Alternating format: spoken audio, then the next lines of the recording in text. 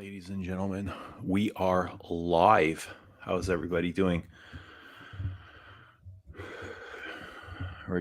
Mitch says shite. He's doing shite. Rich, I'm sorry to hear that. I just got like a premonition from the guides to do a live stream. I'm not sure why or what they're trying to say, but I always find that they give great advice. So I thought I'd fire up a live, an impromptu live, and just wait, sit back, and watch for great things to unfold. And I think that's what's going to happen here. There's always great things happening in this community, which I think is getting better and better. I see a lot of comments saying Fragcom is slowly dying and it's getting smaller and less interesting. I don't believe so. I think this is still a wonderful place where so many like minded people come together. What's up, Brian? He's stuck staring at a Rothko.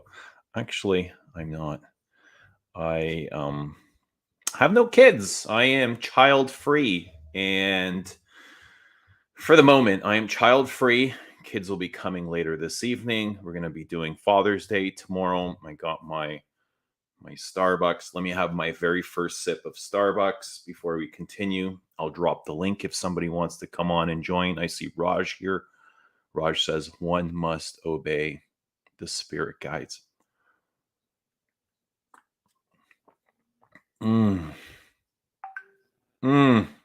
It's going through me already. Through my stream, the blood stream, the live stream, the duck stream. Hold up, folks. Hold up. Yeah, buddy. Good to see you, Brian. How you doing? Spirit guides owe me a lion later. What's that mean? What's up, Afonso? Margie Louise. Hi, Margie. Good to see you. The guides say get her going. Wait her for the god. Yeah, buddy. Let me hang on. Give me a moment. I think Rich Mitch has just awoken from his nap. Let me drop the link. Let me drop the link if somebody wants to come on and say hello. You're more than welcome to. What's your scent of the day? All right, good. I'm glad you asked me that because I've got it right here, and it's not something that I typically wear, but I did watch Persolase's live stream today, and he was talking about his love for Diorome Sport 2008, the vintage. And I thought, okay, I don't have the vintage, but he kind of inspired me to pull out this 2011, which is like, I've been spending the last 3 hours with this, and I'm like, it's nice for a freshie, but it's not really my thing, It's nice, but however, I want something more interesting. I want something to occupy me. So it's I'm gonna leave it at it's nice, but I feel a little bit underwhelmed. Wore Bleu de Chanel parfum. All right, cool. It's stage fright. You've been on before, Brian. Come on, say hello.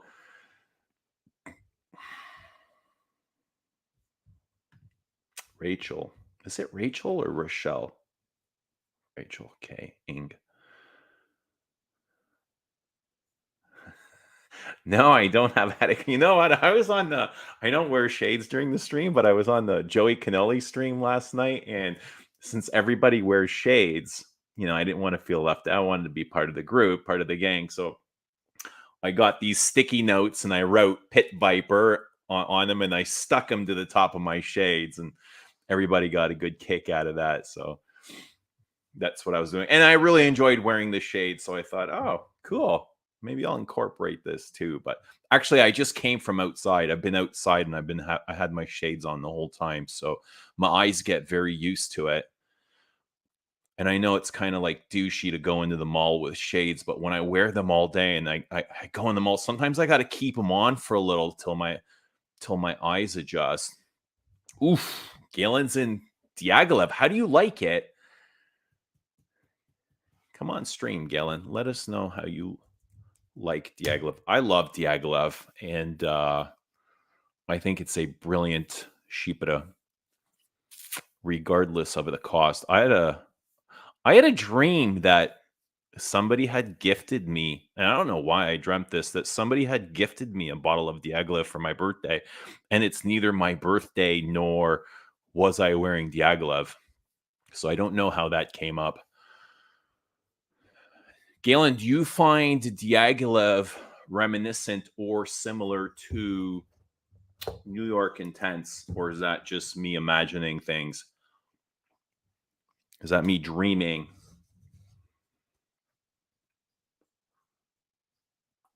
Hmm. So if you're just coming in now, I just finished talking about that. My scent of the day is Dior Homme and Sport, um, which is an okay freshie. I'm actually looking forward to putting something on really soon in place of this.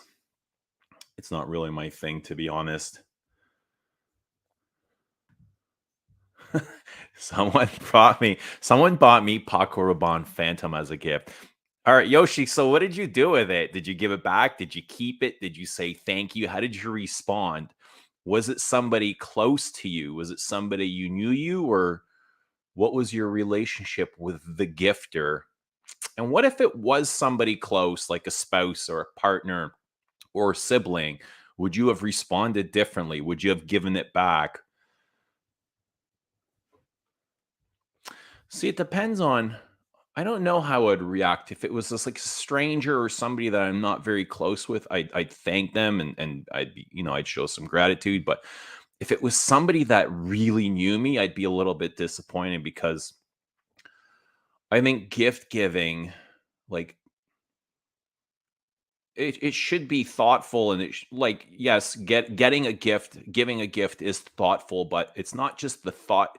You need to put more thought in there and know the person you're gifting, and don't just get them something random. Be aware of what they enjoy, and ask yourself, would you enjoy this if you were them getting that same gift? I was thinking Wild Night. Just went with the boys for ice cream last night, but I don't. And we went for nachos and stuff. But no, it wasn't too wild.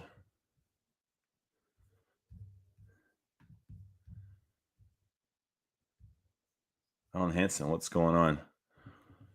Friends, Romans, countrymen, lend me your nose. All right, our nose is yours. What do you need? Adele is in Comme de Garçon Sherbet Cinnamon. Okay. I haven't picked the scent of the day yet. Thinking of Rose and Queer or Bigotel Concentrate. Good. You look like an extra in Reservoir Dogs. Great movie, eh? Yeah, I guess I can see that. Great movie. I like that movie. Should probably rewatch that sometime soon. So Alan Hansen is in Tuca Te Tao by Matriarch. Don't know it, man. Don't know it. Anuj, good to see you, my friend. Quatrefoil, how are you doing? I see Anuj is everywhere, and that's awesome. He's become like part of he's become furniture in the community. It's good to see you. It's good to see Anuj giving back. Hmm, I like that. He's spending time with us. There's people that come and they just take and they don't give anything back. That's certainly not Anuj. So we see you, Anuj. We do see you. Dior Cologne. This is Sport 2013 is excellent. Dior Cologne. So that's the white frame, right? Went to a flea market and sold today. Loads of vintage goodies. Got some Dior and Gucci. Awesome. Rich is an Odetsar and can barely smell it. I did watch Rich's unboxing video. It's almost like I had watched it twice because I spent so much time talking to him about the night and the moon before he had gotten purchased it. It's like everything he was saying was almost on repeat for me, but I ended up watching the whole thing anyway. I got a kick out of a lot of the comments in Rich's video. They're pretty funny, actually. Oof. So Yoshi says it was a niece and he slapped her for gifting her Black Phantom, or not Black Phantom. It was Pucker Bound. Can't say I blame you, but I probably wouldn't have reacted like that. I know you're joking too, Yoshi, but great sense of humor.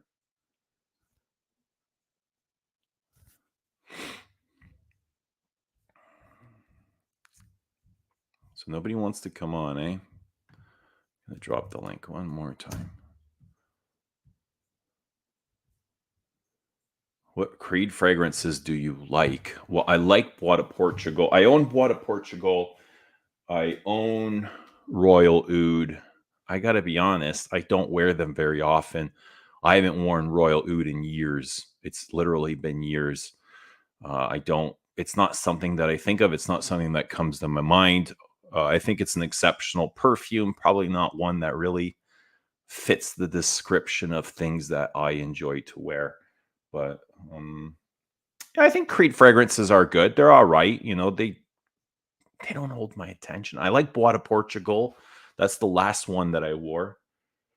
Where's my Bois de Portugal?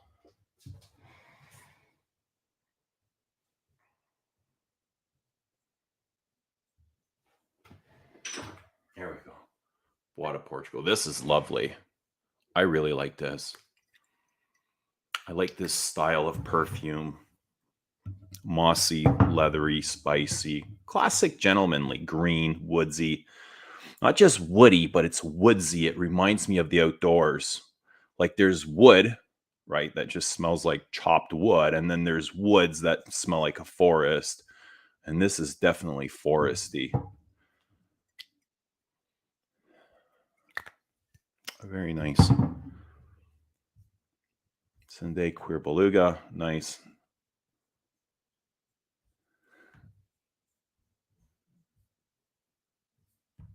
What? Really? Not even the leathery aspects? The leathery, mossy spiciness?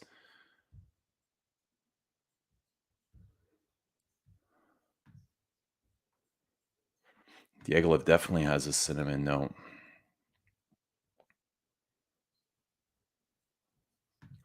Sprayed on Teus a few hours ago and the dry down is spectacular. I agree. Teus is gorgeous.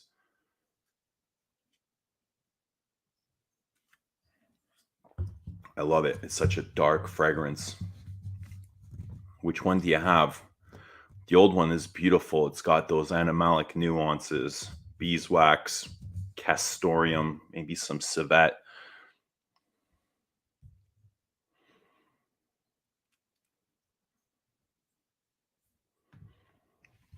If someone, Smoke C says, if someone close to you knows you as a fraghead, they should know not to buy you perfume. Otherwise, they don't really know you.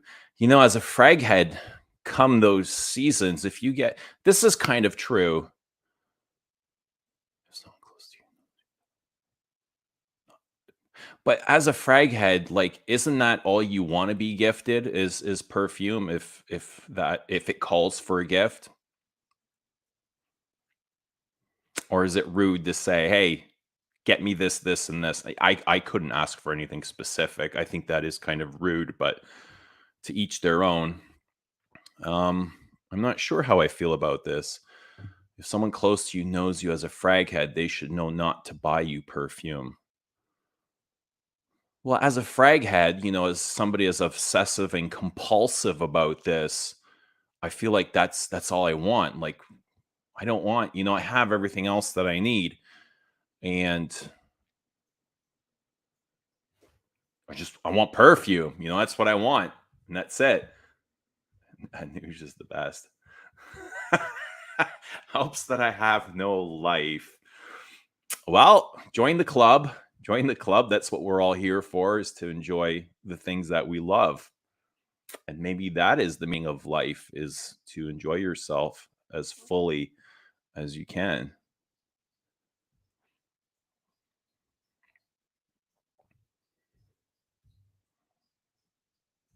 Anyone try Balade Sauvage? I have Balade Sauvage. It's a nice fig fragrance.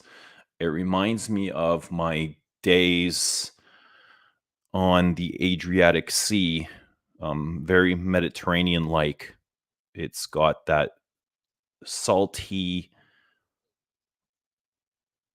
salty sea air, the fig, um, dry air, kind of minerally. It's got a nice mineral aspect to it. Yeah, it just kind of reminds me of laying down in the sun and just smelling that fresh air with salt on your skin. It's a nice perfume. It's a nice summery fragrance, salty, minerally. I like it. Rich has a picture of a nuge in his room, a shrine with diptyque candles and rose petals. Hmm. Rich worshiping a nuge. What's happening, Woozy? Good to see you. How have you been? Woozy, any new discoveries?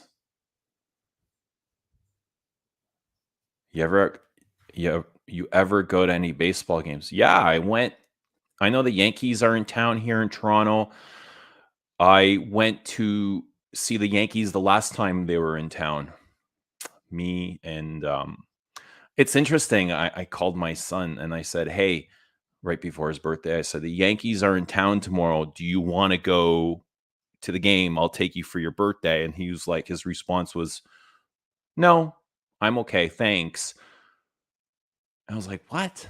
He doesn't want to go to the game?" So I asked my other son, his brother, I was like, "Hey, do you want to go to the Yankee game for Nico's birthday?" And he's like, "Yeah." So I was like, "All right." We went to the Yankee game and celebrated his birthday without him. And I took my brother, and we had a lot of fun. Yeah, great fun. I'm a big baseball fan, even though I don't have a lot of time for baseball these days. But baseball and hockey were at once, big passions of mine. I was a huge New York Mets fan at the time. Daryl Strawberry, Dwight Gooden, Howard Johnson, Kevin Mitchell, 1986. Huge. Billy Buckner he fucked up the line drive. Mets win. Mets win. Huge baseball fan. Rich makes great videos. I would agree. Alan Hansen says, I have a few nieces I'd willingly slap. Oof.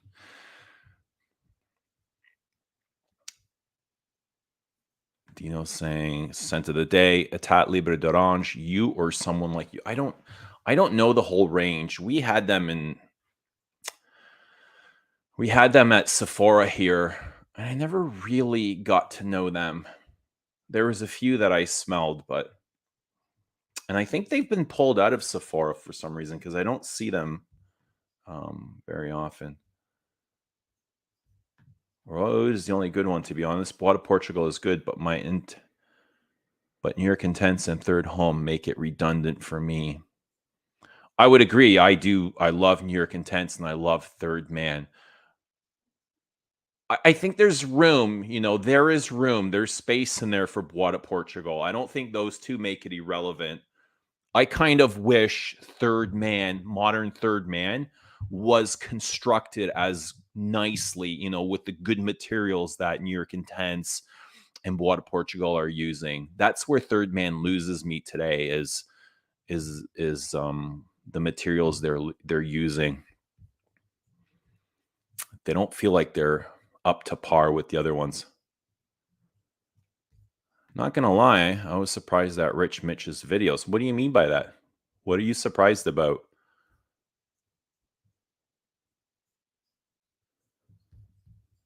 He gave Eugene his laid back voice. His videos are his Hollywood voice. Hmm.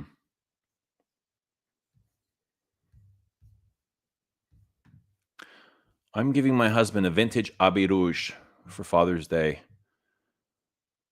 But since he's not here, I really want to wear it for myself. I am the worst. Well, you need to try it out and make sure it's adequate because you don't want to give him a spoiled vintage, right? So it's in fact, it's not selfish. I see this as very selfless, Rachel. And I support this fully. I think you're doing the right thing, and I think you're sacrificing your own time to enjoy perfumes. I think it's great. Hills, what's happening? Hi, y'all. What's up, Hills? Good to see you. How have you been? How's Yara? How's Finn? How are the dogs? Wouldn't you agree that Royal Oud should have been more aptly named Royal Cedar? Yeah, you're probably right. Probably right. But that's probably the best thing about it is there's no oud in there. I like that. A nice sappy galbanum.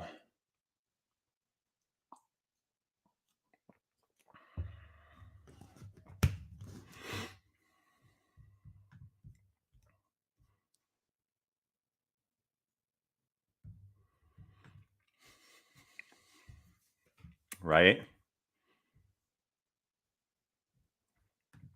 Oof. The oud is as legit as their work for royalty. There you go. What do you get, the man? What do you get, Rich Mitch? What do you gift? See, is the Rich? Is Rich talking about himself here? Like, come Rich's birthday, what do you get a guy like this? Like, clearly it has to be perfume. What do you get? Like a back scratcher, right? What, I don't know, a shoehorn.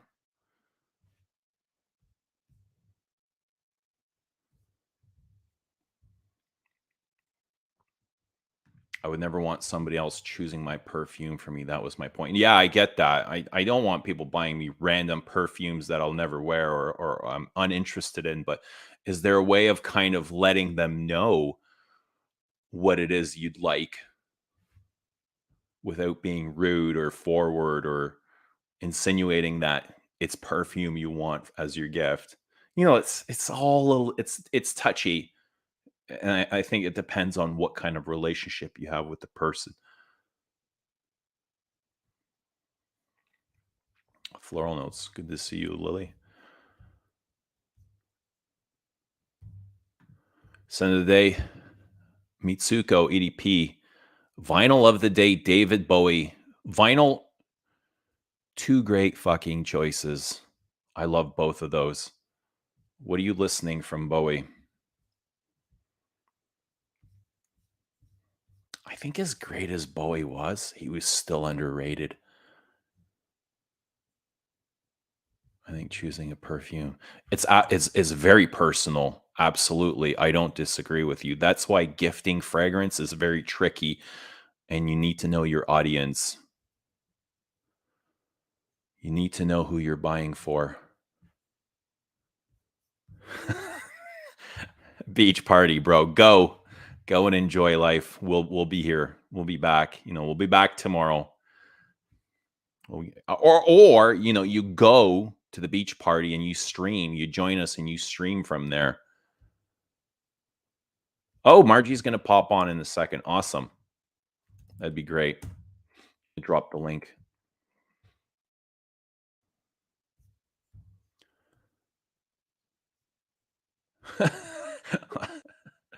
There's Margie. Everybody, please welcome the wonderful Margie Louise. Hi. I'm calling from my bedroom because Awesome. I'm recovering today from streaming last night.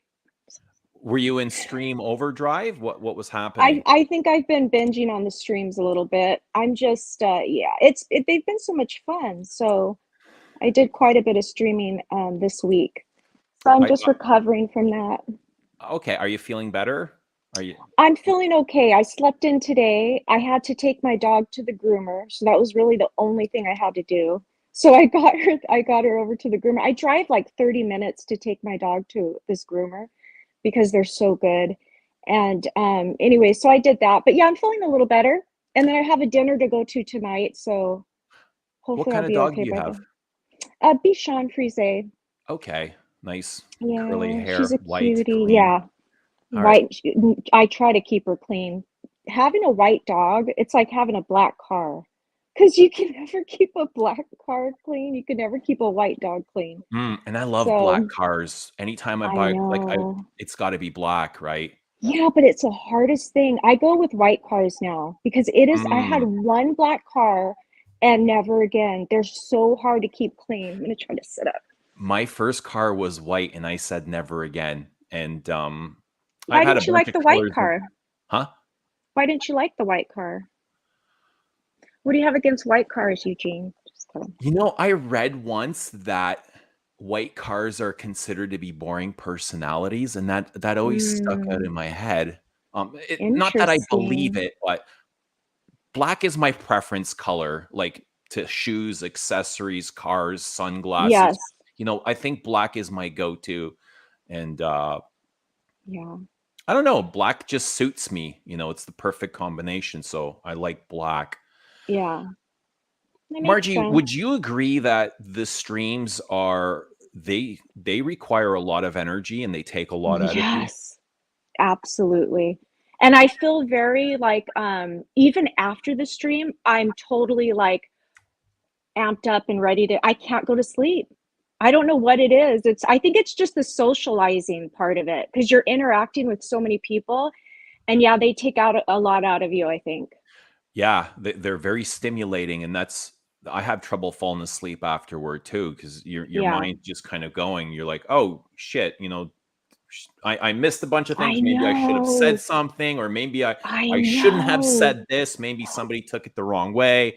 You know what it is? I think it's because it's off the cuff, right? You're not planning what you're saying. It's just you're just speaking, and then it's like and it's all, recorded.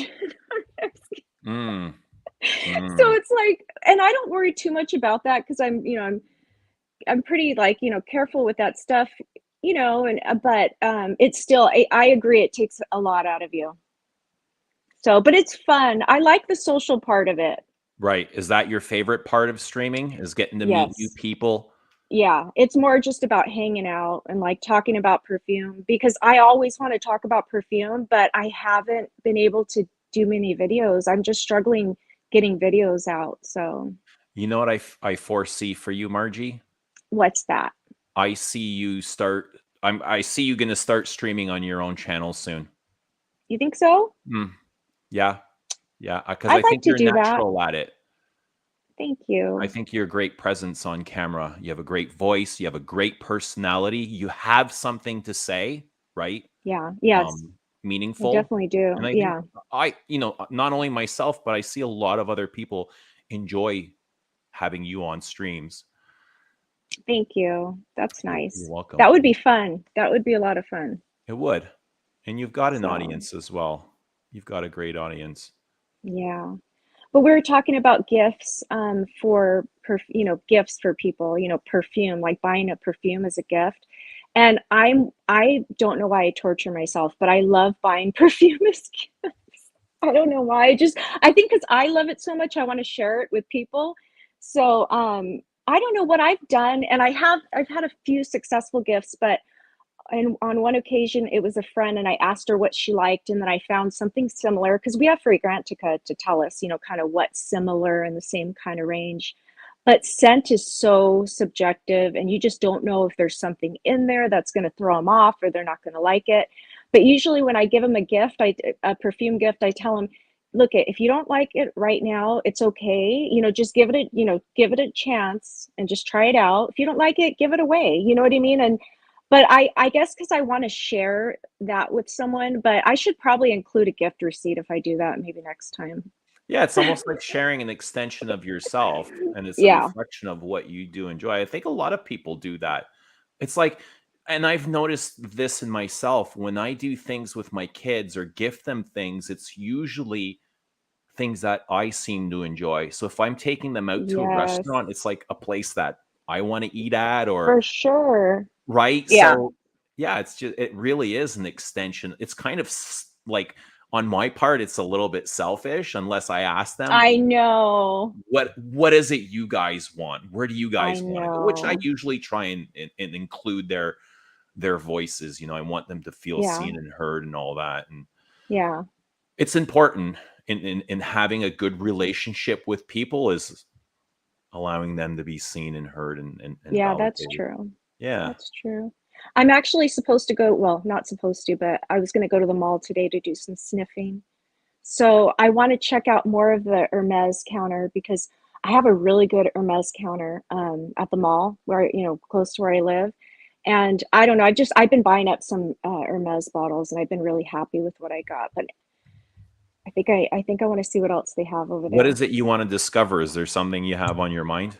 Um, well, I mean, I right now I'm kind of looking at their what is it like their eau de cologne Hermescence line because I was kind of thinking one of those would be cool, for the summer. Have you tried eau de mandarin?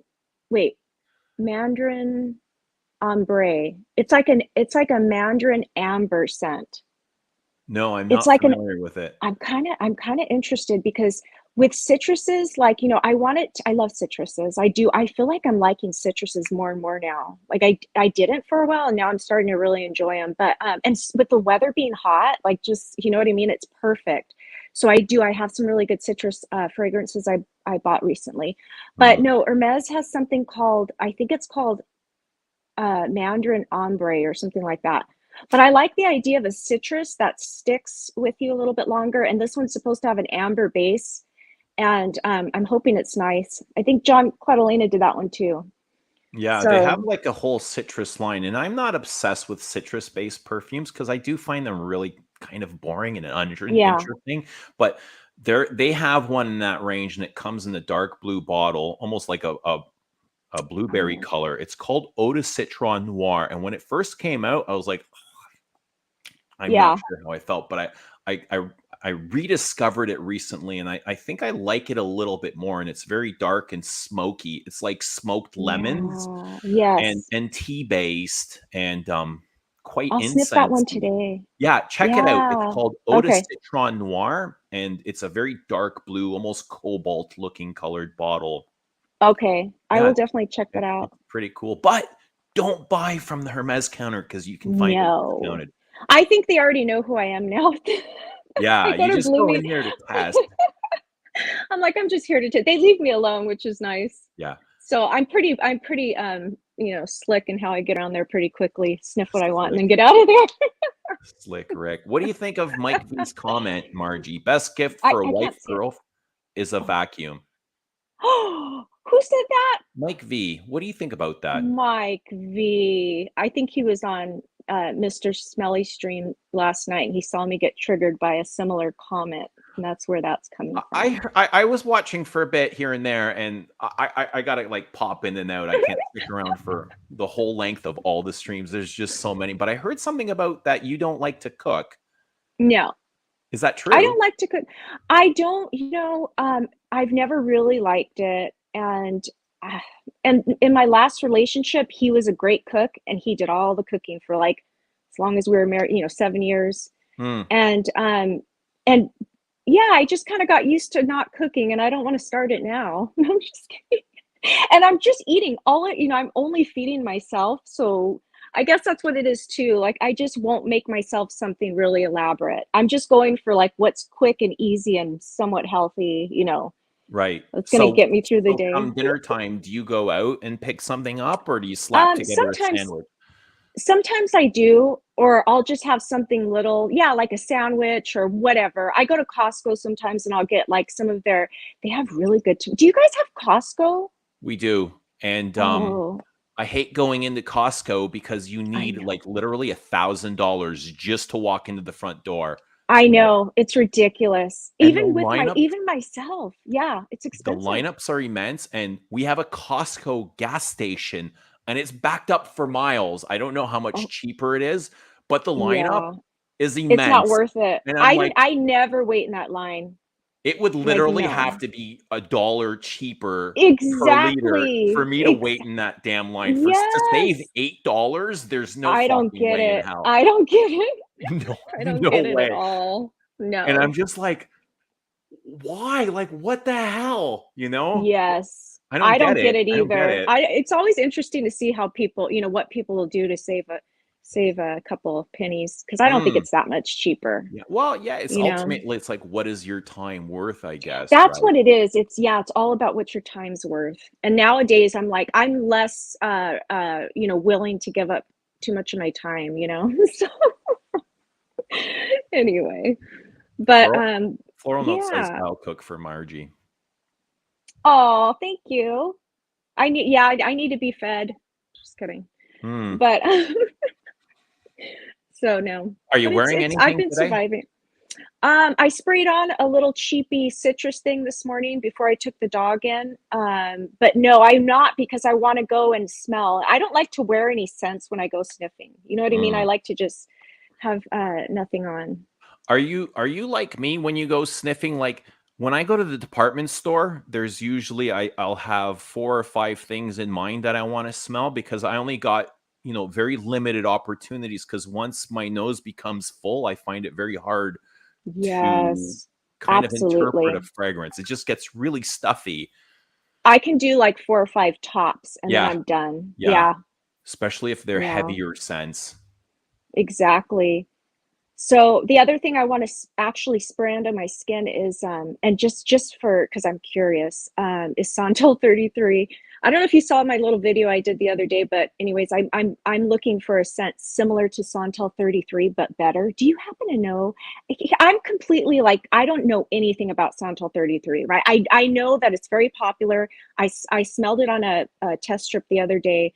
Today I want to put it on my skin just because I'm just curious and my coworker asked me to find him something similar for his daughter-in-law. She's 26 and she's a complete extrovert. Like, oh my gosh, he took me to her Instagram page and she's like very, very extroverted, let's just say. So he asked me to find her a fragrance, and I'm like, okay, that's not the easiest task, but I will try. Yeah, we So we were just talking about that, like to pick a fragrance for somebody, it's I very know. personal. Yes. It's very personal, but Santal 33, like I have a huge love-hate relationship with Santal. I remember you saying that. And I can't find my bottle at the moment. That's okay. But it's like to me when I first sniffed it on the test strip, it just smelled very dry. It was like dry, woody, kind of like I couldn't figure it like I couldn't like it was nondescript to me. I couldn't pick up on anything really. And then I got some leather up smell at the base, but it didn't smell good to me. It was like, It's very I don't smoky. know. My biggest Yeah. issue with Santal is the construction of it. It's very synthetic and it's very heavy. Like it's a very Yeah. dense perfume. Yeah. And if you overspray, you're going to be in trouble. Yes. This is one you need to be very careful with. And even though I do hate it, I do wear it. And Yeah. my sister had come over once, and after she said hello, she gave me a hug. She's like, "Oh, you smell like coconuts," and I was like, "What? Like Oh my what? God. Where the hell did that come? I Coconut?" know. And I thought With that synthetic stuff, huh? Oh my that's god. so strange because to me, right, sandalwood does have a fruitiness to it, and I've always sensed milky coconuts in sandalwood, but I always Yeah. thought there's no real sandalwood in Santal 33. Like if you're Yes. familiar with Samsara or Yes, I Santal have it. Majuscule, I get coconut vibes from it totally, Yeah. like Yeah. almost like tropical coconut. And when she I said that, freaking love sandalwood. I love sandalwood. yeah, I love sandalwood too. It's I it's find it very, comforting. Like yes. samsara, I have, like a vintage it's when it was in the full red bottle. I have like a little 30 mil of it. Mm. That was like earlier on I got it. Anyways, when I wore it around the house, I felt very like I just felt very like comforted. Like it has some kind of like calming, kind of comforting effect on me. Anyways, so what is Mike V saying now? I can't see Eugene very going to well right now. Costco is still a fifth of the cost as his old visits to the Guerlain boutique. Yeah, I know, right? you're probably right. You're We probably right. choose where to spend our money. Yeah, yeah. No, So but you know what I wore? Oh, go ahead. no, no, go ahead. What did you wear? Oh no, I was just gonna say the other day I have a lot of decants, like 10 mil decants, because I bought a lot of that along the way too, from Fragrance Net or Max Aroma. Um, anyways, I wore Hermes Twilly the other day. Actually, when I went to Costco, I wore Hermes There's Twilly. coconut in there, isn't there? Is there? It smelled, it was so good. I didn't like it a long time ago. I didn't like it, and now I'm liking it. Do you have it? I do. I love Twilly. Oh, it's so good. I know. I think I'm gonna get a bottle. So when Twilly came out, I think it was in the same year or within a year of Montguerlain Uh-huh. and Gabrielle. So Really? Chanel, Wow. Guerlain, Hermes came out with 3 brand new women's signature perfumes. And I thought from the 3, Twilly Yes. did it best. Absolutely. Yep. It's good stuff. I like it now. I'm thinking I want to pick up a bottle. Mm. It's good. And you know what? It sticks with you too, because I wore it. It stayed with me all day. I definitely got sandalwood from it because I was driving to Costco and I'm like, I feel like, I don't know, it gave me that real cozy vibe, that comforting kind of vibe. I think it's the sandalwood in it, and it has just enough sweetness to it without being cloying. You know what I mean? It kind of walks that line, Yeah. but I like it a lot. I think I'm gonna get it. Yeah. And it's got that nice, spicy floral tuberose to there. Margie, Yes. we've got a special guest in the back. Okay. I'm going to bring on a friend of the channel. Everybody say Okay. hello to Lewis. Hi, Hello. Louis. Hello. Good to see you guys. I'm in Good my to see you too. signature stream outfit. of the robe.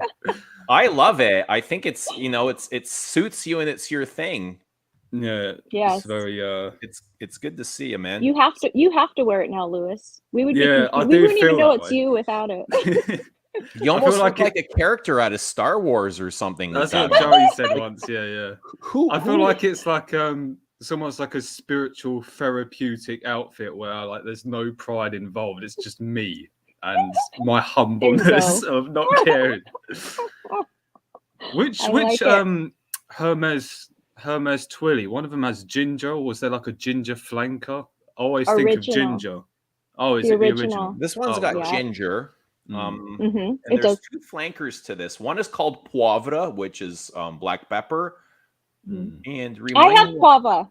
yeah. I have guava. Yeah, and the other one is like ginger, it has like double Yeah. the ginger in Gingembre. it. Is it gingembre? Yeah, there you go. There you go. Yeah, Yeah. I've heard I of think it So I that. is. guess they just kind of amped up the ginger in Twilly. Mm. But I I need to think check that out. Julie's. I think the original. I haven't smelled the Jajamber one or whatever it's called, but I like the original one a lot. Eau Pave. What did it's okay. I like it. All right. It's a little peppery, a little bit more kind of generic smelling to me. Mm. I think Choli's more. It's different, right? I like it better. So All right, anyway. here's a question. Maybe you guys can all answer this because so Mihal is asking, "Hi Eugene, after all the years I've been following you, I wonder if perfumes replace something you're missing in your life. Please forgive me if there's Oh. it's the internet, man. There's no lines you can cross here, I imagine, but I wonder if perfumes replace something you're missing in your life. Does either of that does this hit home for either of you two? So, I mean, yeah, I can't say I feel like I'm we all have that, right? I think everybody, who's really like 100% Complete? content, complete? If you are, that's fantastic. But anyway, for me personally, I think for me, it's more like once I figured out that if I smelled something, it could kind of change my mood, then it's because for me, it's very much like, oh, I can spray this and feel this way, and I can spray this and feel this way. And it's also like the time travel kind of aspect of it where I can smell something that smells old, you know what I mean? And kind of takes you back to a different time. I just like learning about it, the history and all of that, and you know, how it's done. But as far as replacing something in your life, no, not necessarily. I think it's just, but I am emotionally connected. I do love it. I love this hobby, and I do get pretty carried away with hobbies. I'm not gonna lie. What about you, Lewis? Well, to be honest, like as soon as I heard the question, I thought there's a few different ways of going about it because everyone has a different answer to that question. Because I know you, Eugene, you've actually made videos on that topic, and you sort of spoke about the idea of like filling a void and stuff like that, and or even like struggling with an addiction. So with some people it can be that. Some people have got so much money that it's not really a financial loss to them, or that they're just able to do it and it brings them joy. It's just a hobby, so it's different for other Yeah. people. I think for me it changed a few times. Like, I think at first it was just a bit of fun. Then when I found out that it could give me an ego, it could give me a boost, and I Yes. kind of became a bit of a snob. They're not, maybe not addiction, but there was definitely like a compulsion to just keep buying and keep trying Yes. and keep trying, because I was getting something from it, and I was getting like I guess like a dopamine sort of rush from it. Yeah. So you sort of fill that void of, you know, something that adds like something to your life, gives you some excitement. So replace something missing in life. Yeah, it can just give you something in your life, I guess, for me personally. Yeah. Yeah, absolutely. This question really hits home for me because I totally understand it now more than ever. And for me, it was it replaced the one thing that I was searching for my whole life, and that was for the love of self. Yeah. I've been looking for love, right? And Yeah. not from a kind of physical love outside of me, but the love that lives inside of my own heart. And it took me a Yeah. long time to understand where love comes from. And I think perfume for me was a distraction from that pain, the pain of missing love, Yeah. and not understanding it, and discovering it along the way. And It's true. you know, I use perfume really as a form of medication to, you know, instead of antidepressants or alcohol or drugs or whatever it is, other people kind of help them along their way of dealing with their pains or troubles, or, you know, whatever it is. We've all got something in this going on in our lives. You know, none of us are complete, like you said, Margie. None of us Yeah. are completely fulfilled or satisfied, Yeah. and we're always looking for something outside of ourselves, thinking, you know, if I just had that one thing, I'd be eternally happy. But there's Yeah. no truth to that. You know, Yeah. true love and There's not. happiness and fulfillment start with inside. um and True. that's really what I was searching for. Was Yeah. I was searching for myself through perfumes, Yeah. right? The I other thing is, I mean, I was just gonna say, I'm sorry, Eugene. I was just No. gonna say I literally am excited about perfume. Like I'll be excited about, oh, what am I gonna wear today? So it just brings me, I don't want to, dismiss the fact that it brings me a lot of joy. You know what I mean? So that's the other part of it. It's just Yeah. it makes me happy. Yeah. Yeah. Right. That's the deeper Yeah. meaning, but you know, I I don't want get to say you. more Yeah. surface level, but more to the point is, like, I love the art. I love the artistic aspect behind it, and I love Mhm. the emotions that it opens up inside of me, and it takes me to places. You know, that's another connection for me. And you know, you can't always be silent. You can't always be in just like, you got to enjoy life in some sense. You know, you got to Yes. find things that you connect with, and find people in the same hobbies that you connect with, and enjoy things, and open things Yeah. up in other people, or just in conversations they open up things in with you. And it's, you know, sometimes Exactly. somebody plants a seed within you, and they could just say a specific thing, and that, you know, from a thought to an action, you cultivate, you know, Yeah. you cultivate life for yourself. That makes Eugene, I sense. remember your fragrance purchasing slowing down, because I think you gained a lot of self-awareness, like Yeah. quite a massive amount. Like, the videos you're making were really good, actually. I think they could help a lot of people. And Yeah, like yeah. If you haven't so seen where them, are go you back. at now? Are you still buying a lot, or do you think it is slowed down a bit, or what's Dude, I sort was of your buying actual? 150 fragrances a year. You Exactly. know, Yeah. that's like, what is that? Once every 3 days? Yeah. Is it? What's Yes. 365? When you start breaking it down, it gets a bit crazy, doesn't it? Yeah, I and we're know. talking It's like $300 crazy. bottles of perfume here, right? Yeah, Eugene goes big. Yeah, It's yeah. So hard to go I wrong, yeah. wasn't shy, you know, and it took a, like, I didn't understand. I thought it was just like obsessed with perfume. I didn't really go into the subconscious and discover where this was stemming from. Yeah. Right. I thought it was just like, Okay. yeah, I love perfume more than you do. And that's why, that was surface level. That was Yeah. my narrative that I created for myself. I just thought, I'm a hardcore perfume lover. But no, it came from a lot of pain and insecurity and suffering. And Yeah. with some work, I did a lot of work on myself to discover what I was dealing with, and I'm grateful for it. Now I'm aware of it, and I can enjoy. I still enjoy I still buy perfumes. Not Yeah. as much. I don't feel like I need to purchase as much to, for that fulfillment aspect, like to make myself feel better. Yes. I can be alone now for the first time in my life without anything, without people, without objects, without gratification, and just be alone and out in nature and enjoy the sound of birds chirping, enjoy the sound of the wind, enjoy Yeah. the sound of the water flowing down the stream. And it totally fills me, just being alone and admiring that moment. It's It's the really only good you moment, can say that. It's really it's good the you Yeah. can only say that, moment man. that It is. exists. I'm proud. Everything else is a memory. It's I gone, know. it's past, you can't get it back.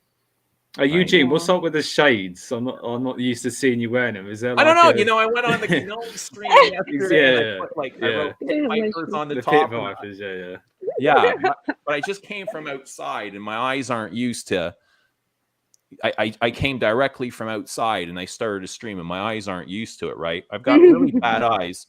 Just sensitive eyes. Yeah, I do. Oh, Eugene's sensitive eyes. It'll be okay. No, I used to be a sensitive guy, but not so much anymore. I can take criticism without taking it personally, and knowing that it's got nothing to do with me. Right. Yeah. Especially if I'm being criticized and I came from the right place, if I came from truth and honesty and love, and I'm being criticized for it, it's got nothing to do with me. Exactly. Yeah, that's exactly right. That's That's how I something feel. that I've opened up inside of you, and you're dealing with something, Yep. right? Exactly. Can I just Exactly. say to Spaced Out, if it helps you, if it eases you at all, the 2007 Dior Homme Intense is pretty much the same as the 2011 version. So I wouldn't go chasing a 2007 version. It's just got more vanilla in it. So yeah, you'll be all right.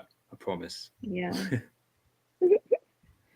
Yeah, the chasing stuff I haven't really been keen to do, like, chasing batch codes and things like that. But I'm so happy I found you guys turned me on to Anuj, because I was able to get some really good vintages from him. So I mean, I think it's I like to try everything, and there's definitely something to be said about vintage fragrances, but yeah, I have a little bit of balance of everything, I think. Yeah. I remember Rich Mitch saying it was the hunting and the looking and the finding and the searching and tracking things down. It was that aspect was a part of the whole thing. It wasn't just the fragrances. That's something he enjoyed about it. I found that interesting. It just makes it part of the story, part of the journey, and that itself becomes obsessive too. You get addicted in the search just as much as the catch. The search is almost more interesting and exciting than the catch, because once you have it, that the stimulation of searching is done. It's over, and now you're on to the next thing. It's the OCD, the compulsiveness of searching, of going online and discovering, reading, watching videos, talking about, asking. If you're asking about it, chances are you've already made up your mind. Yeah, right? That's true. Already, like you're asking about these Hermes. You've already made up your mind about these Hermes. Yeah. Eugene, what do you think about Black Tie by Celine? That's on my radar. Oh, that's on your radar? Yeah, I tried it at Harrods and I thought it was just really, really good. I tried the whole line. And so I can say this. It's a great perfume. It's not necessarily my thing, but I do find myself wearing it more than I like. It's the sweetness factor, but I think the sweetness comes from a good place, and it's not. It's more like sticky resin, good intentions, sugar, right? Yeah, it is a very good intention, and it's very deep and layered and nuanced. I think it's an excellent perfume for vanilla lovers. Awesome. Like, I don't like boozy scents, boozy vanillas, but this one is good. It's dry. It's like dry vanilla, dry leather. There might even be like a little bit of birch tar in there to dry it up as well. But it's I think it's a great perfume, like a great modern day vanilla. Yeah. I went into the what was it? The Celine Boutique. There's also one in the mall that I live by. Anyways, I did smell them. I smelled a few of them. I think Night Clubbing was the one that you liked, Eugene, right? Night Clubbing was one of them. Night Clubbing And is that, probably my favorite. yeah, it smells good. I smelled that one. I was like, oh yeah, that's really good. But I'll try Black Tie next time I'm over I there. I hate like the names though. I'm not too attached to the names, but Black Tie, I think of Jeremy. I think no. right. Does he have? I think Jeremy Fragrance has one called Black Tie. Well, I think he's got one called Night Clubbing or Clubbing Date. I don't know. Oh shit! He Maybe has, it's he has both. date. That would be horrible.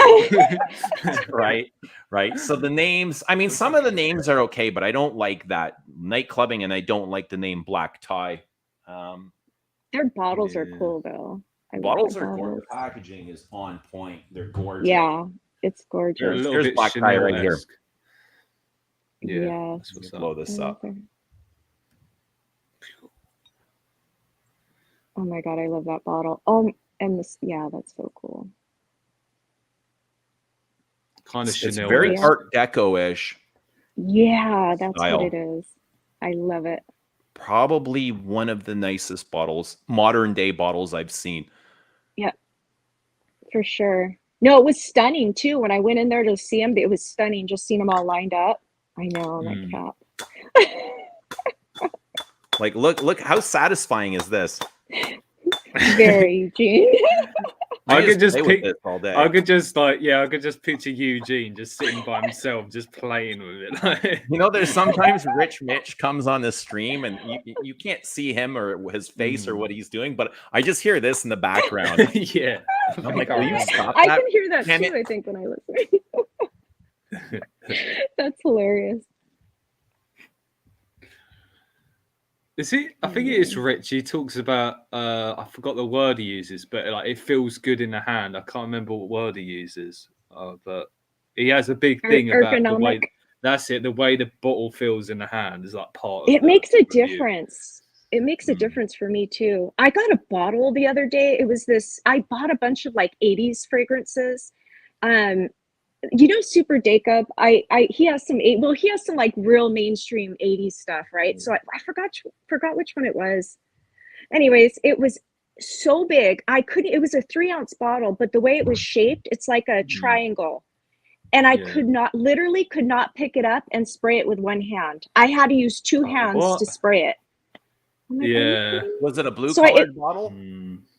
No, I think it was Liz Claiborne. Liz, I should show it to you. Liz Claiborne. They have some interesting bottles, yeah. I'd like to say. I boxed it up. I put it back in the box and I put it away. I'm like, I'm not dealing with you. I can't spray you with one hand. I'm gonna go grab it. Nothing personal, boy. It's just a gripe between me and you. Exactly. Hold on one second. I'm gonna grab it. Yeah, awesome. I do know Liz Claiborne has some pretty wacky bottles. I don't like it, Eugene. I've had bottles where I'm holding it and I have to stretch my finger all the way like this to reach the atomizer and like, yeah. And I kind of get it then. These are big bottles too, and they're beautiful, but they sometimes get awkward to spray. You need big hands, right? Yeah. This is great. It's got kind of like a marshmallow thing, like. Okay. Yeah. It's got licorice, I get licorice, I get marsh, like almost like s'mores, like roasting s'mores on a campfire. There is a marshmallow thing. There is a good, like it's dense and it's got a good sense of sweetness, but because I know you like vanilla, but don't you like dry vanilla? You don't like overly sweet things, but I like more the dry vanilla. Yeah. So you prefer sweetness, but more subtle. I prefer dry to sweet. Dry, yeah. But if the sweet is coming from, as long as it's not sugary sweet, I can I have to allow myself to like it. Yeah, no, I get you. Yeah, that's fair enough. Oh, she's back. Okay, Here it is. Look at how big this. Ooh, hang on a second. Let me blow you up. Okay, here's the bottle. I'm I've trying to never get in seen there. that. What is that? It's Liz Claiborne. I'll tell you right now. It's a pretty popular one. It's been around forever. Actually, I think it's just Liz Claiborne. Look at this box. Okay. I like getting these just for fun. Look at Is it it's Claiborne that's massive. going bankrupt? There's like a I don't huge know. Shoot. beauty Buddy. brand that's struggling. Is it? Yeah. I don't know. Anyways, like, it's hideous. That bottle is like, the color is like Shalimar on a budget. Yeah. I was just thinking Shalimar as well. Yeah. Yeah, it's way too big. I can't even spray it. Like I can't even get my fingers around it. It's so ridiculous. Anyways.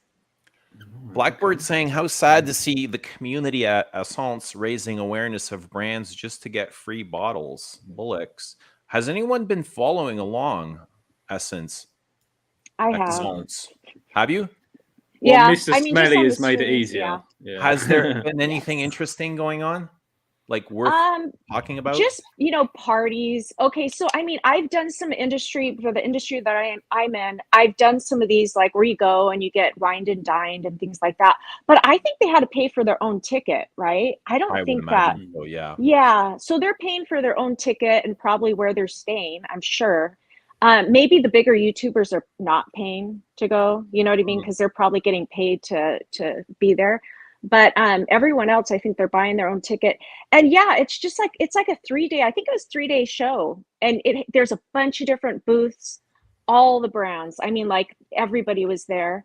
I heard that the most popular booth was Nishane, Why but is they that? also, well, and it's interesting, probably because they do a lot of influence and stuff, because it was interesting too, because they all went to a party, all these big influencers, and it was a Nishane party, so Nishane must be doing okay. So outside of influencers, how do we regard Nishane as a brand? Like, So I tried their 100 Silent Ways that was getting a lot of hype. It was okay, but I wasn't going to pay the price. It's like the price has to match what's in there, right? The juice. And it didn't line up in that way in my head, so I never got a full bottle. Which one's Nishane? Nishane, I kind of put in that category of like YouTubey brands, like the brands that YouTubers talk about. I probably wouldn't have heard of it. Like Parfums de Marly, I would put in that similar. I just found them like sweet, likable, easy to recommend sort of thing. They were okay. You know what was interesting? I went to a counter, I think it was at Saks, and the guy I was smelling, I was like, oh, Nishane, 100 Silent Ways gets a lot of hype. And he's like, oh yeah, and he's like, and I smelled it, and he goes, doesn't it smell like Baccarat 540 or Baccarat whatever? Is it tired. It's when the minute he told me that, it like registered in my head. I'm like, I think it is similar to it. I haven't smelled them back to back, but I think it's that same, DNA. And then I was like, that's why I didn't like it, because I don't like BR 540. It's just easier for brands to copy other things than to come up with their own. Yes. It takes a lot of work to be creative and come up with a concept and a story, and then to follow up with a scent that matches.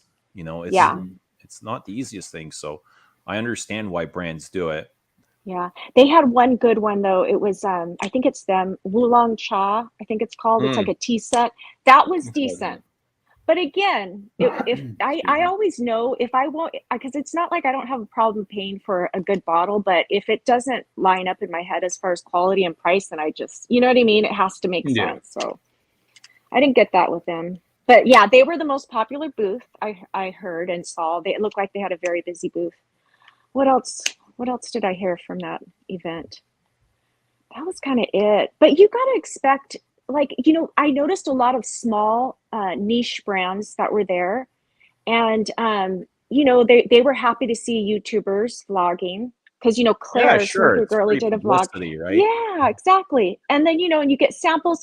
I think as long as you have some credibility behind you and you like it, you could get some free stuff. I mean, whatever. I think as long as you're a credible person and you're saying actually what you like, But I think at a certain point, if you're too big or not, like you get to a point where you're too big, and then I just kind of lose interest in anyone that's too big of a YouTuber, because then I think it just becomes too muddy, you know? Isn't that just kind of the natural progression, though? You know, you're Yeah. honest until you're small, and then once you get big, everybody wants to send you stuff, and because it's you're Yes. getting stuff, And the you want to money's, show it. yeah. One thing So, I but did I- think, yeah. Eugene. Oh, sorry. No, go ahead. Yeah. Go ahead. Like Margie, you know Alex the Perfume Temple, don't you? Yes. Yeah. Eugene, are you familiar? Alex Yeah, the of course, I know Yeah, Alex. yeah.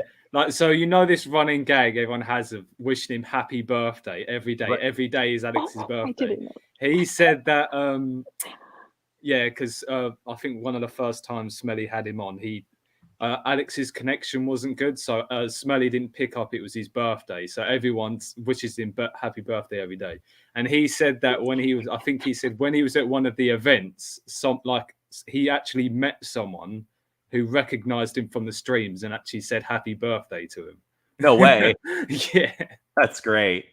yeah, That's great. You know, a lot of people, they say, yeah, I never watch those YouTubers, but that's all, you know, they watch. People are lurking. yeah. They're I watching. thought that was funny. Yeah. They're watching.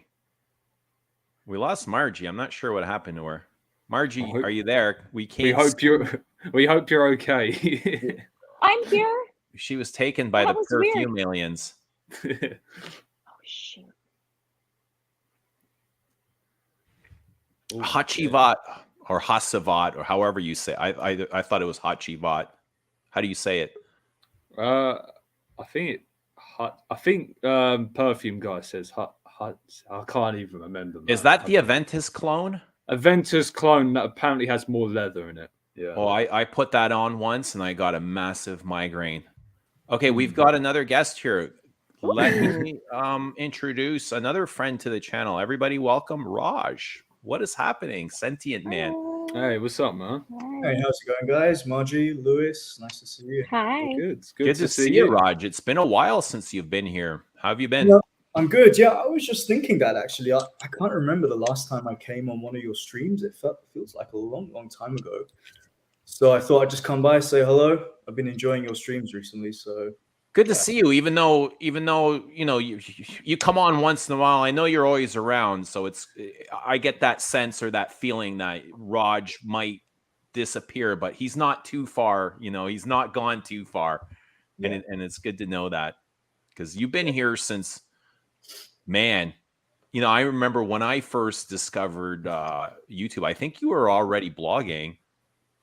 Yeah, it's been a while. It's been a long time, actually. It's Going close to 10 years. I think it is 10 years. 2012. 2012 is when I set up my channel, so it's been a long time. 10 years. I'm familiar with your channel. I think maybe a year ago, someone said you were like either one of the first English reviewers or the first one, and that's how I became familiar. I'm aware of your channel, so it's cool to see, man. Mm. You know, I don't think I've ever done a collection video. I can't recall doing it, but I remember watching Raj's back then and just being like completely blown away and going, oh my, like look at the bottles, the art, and even discovering things I've never heard before. I thought it was amazing. I thought it was a great video. Eugene, I think that has to be like your next video. Maybe like you might have to split it up in a few parts. Yeah, no doubt. Collection videos can get complicated and messy. Like, how do you do them? In what style? Do you talk about each fragrance or do you show it? Like Ramsey did I'm sure you've all seen Ramsey's collection. I think it was like a 24-hour video, right? Showing all his It would bottles. have to be. But yeah, because I know Jensense did that, and I think he did it in like maybe 3 or 4 takes because he had to change rooms. He had like 2 cabinets, and then he had to change rooms and do it. What's up, Caboose? I'd love to see right now. One, you can just say, oh, these are here are my malls, and just pick out the ones that you feel like talking about. I mean, the video will go for a long time, but that's a good point. Yeah, I'm sorry about that. Margie, are you okay? I keep trying to multitask, and then it's like kicking me out. Just let us know that you're okay. Okay, I'm good. Yeah. You hurt our feelings. Oh, sorry. But we're happy to have you back. We Keep forgive going you. in and out. We just Okay, want to know good. that she's safe and everything's okay. Yeah, we're Okay. very protective. Yeah. Raj, a lot of people happy to see you here. How have you been? I've been good. Yeah, I've just been, I don't know, like really, I was off YouTube for a long time, just kind of off fragrances, like still wearing them but not buying. You know, you guys were talking about buying, and I thought that was a really interesting topic. And for me, like I always feel the need to like buy things, like not in a not too materialistic, but there has to be, you got to like enjoy yourself, right? But there was just a period of time where I didn't buy a fragrance for like 6, 7 months. I just wasn't really interested. I was just enjoying my full bottles. You know, instead of Yeah, constantly yeah. looking for a new one, you just Yeah. wear the stuff that you've bought. Yeah. Yeah. Yeah, it's sometimes great to discover perfumes you already own and forgot about. You're like, oh, damn, you know, this kind of replaces the need to purchase something. Yeah, exactly. Like the way I see it sometimes is I'm looking at something I'm interested in, mostly probably just because I want to buy something new.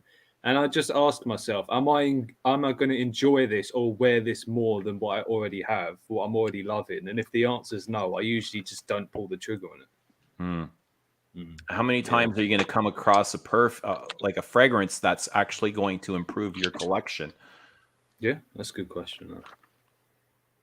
Raj, how big is your collection now? I know you did at one time some decluttering. Has it come back, or have you stayed in that space? Yeah, so thinking about it, I think at my peak, I probably had about 150 fragrances, and then I pretty quickly realized that I just can't continue at this pace. I mean, there's so many different reasons why. But now I probably have about 40, 45. I bought a bunch of, like, I've been getting into a lot of vintage stuff recently. So I bought a bunch of vintage fragrances recently. But yeah, I got a few things on my radar. I'm thinking of getting back into Chanel, getting back into Hermes. So I'm always like, there's always something on the radar, you know? Nice. Margie, what's happening? I'm looking up something because I know that, you know, Rachel's on here and Christine, and for you guys too, I found a good perfume and I'm going to share it with you guys right now. Sure. If that's okay, Eugene. Absolutely. But I think you guys might appreciate it. Anyways, it's Boucheron, and I'm trying to, because I'm kind of slow today from the live streaming last night. So I was going to blind buy that. I freaking love it. I've been carrying it around and just spritzing it on myself. So it's this one here. Shoot, I suck at this. Do you see the bottle, Boucheron? Right. Beautiful. It has the funkiest, but you know what? It's perfectly like ergonomic. Like it has a little dent right here, and it's like so fun to. I don't know. I just love the bottle, but the scent itself is so good. I'm trying to pull up because I'm just kind of. Let me tell you a bit about it. Hold on. What is that called? Boucheron Parfum or something? This one is just Boucheron. This one's Eau de Toilette. Okay, so they are on clearance right now at Fragrance Nut, and that's not why you should get it. But I'm just saying they have an EDT and an EDP. And if you give me 2 seconds, I'll tell you a little bit more. So this is it was done in 1988. So this is the current formulation. The perfumers are Francis Delamont and Jean-Pierre Bouthart. I think he's a pretty good perfumer, right? Bouthart, have you heard of him? Anyways, but I guess I would describe it's called an amber floral. Just trust me. I paid like $30 for this bottle. Because it's on clearance, but it is so good. It's just like a citrusy, it's like a citrusy white floral, but it's interesting. Like it's definitely interesting. Yeah. And it's got some weird, it's very complex. It has a ton of notes, and it's kind of got that old school 80s vibe. And it's just, I freaking love it. Like this has been my, Anyway, so hopefully Rachel because I know some of the ladies are on here. And Lily, if you're on here, I think you might like it too. Margie, you wear a lot of perfumes that aren't common. And do you, like, off the beaten path, do you ever get comments? like from friends Um, or colleagues? I kind of keep it more low key when I go and interact with people. But I work from home, so when I'm at home, I'll wear whatever. You know what I mean? Because I don't have to. And I'm home a lot actually, because I'm working from home. So, So when you go but out, you'll spray something less offensive or you know what I did? I did the something dumbest thing. This safer? was a rookie Uh-oh. rookie move. Uh-oh. I did a Rookie rookie move. move. So we had a convention, like a show, and I was in the booth and like talking with customers. And you know what I wore? I wore Papillon Bengal Rouge. Oh. You haven't tried any Papillon yet, huh, I haven't Eugene? either. No, I'm going to put Her stuff's so I'm going to put it on my list, Papillon. It's always been on my list. It is on my mental list. yeah. Things That's to try. Bengal Rouge. Have you tried that one? Dryad. Yeah, she has Dryad. That one, yeah, it's that one's like a Chypre. Um, anyway, so I wore Bengal Rouge, and just imagine it's like a Shalimar, but denser, like super dense Shalimar. And it smelled so I was freaking loving it. But I had a vendor, she came and hugged me, and she's like, "Are you wearing Shalimar?" And I was like, she picked up, she thought it was Shalimar. And I was like, "Oh my gosh," and I got really self-conscious. And she's like, and she was like, her face was all contorted because she was so confused why I was wearing something that smelled like shit. Yeah. And she's like, "Oh, my mom wore that," or something like that. I'm like, Yeah. "Oh shoot." So I'm a little bit more careful what I wear. So why did that make you self-conscious? Her face, the expression she had on her face, like she was like, because I think her mom wore Shalimar, so to her it smelled old fashioned, and like it totally threw her off, right? So you took on her energy. I did. I was just like, "Oh my gosh." So I got a little self-conscious, but it smelled so good. And it was in the fall that I wore it. I was like, okay, she's the only one that said anything about it. But let's just say now, every time she sees me, she knows I'm into perfume now. And she's like, Yeah. oh, so she's kind of interested. But anyways, What's Margie gonna smell like today? I know it's still a Yeah. mystery. It depends if I make it over to the mall.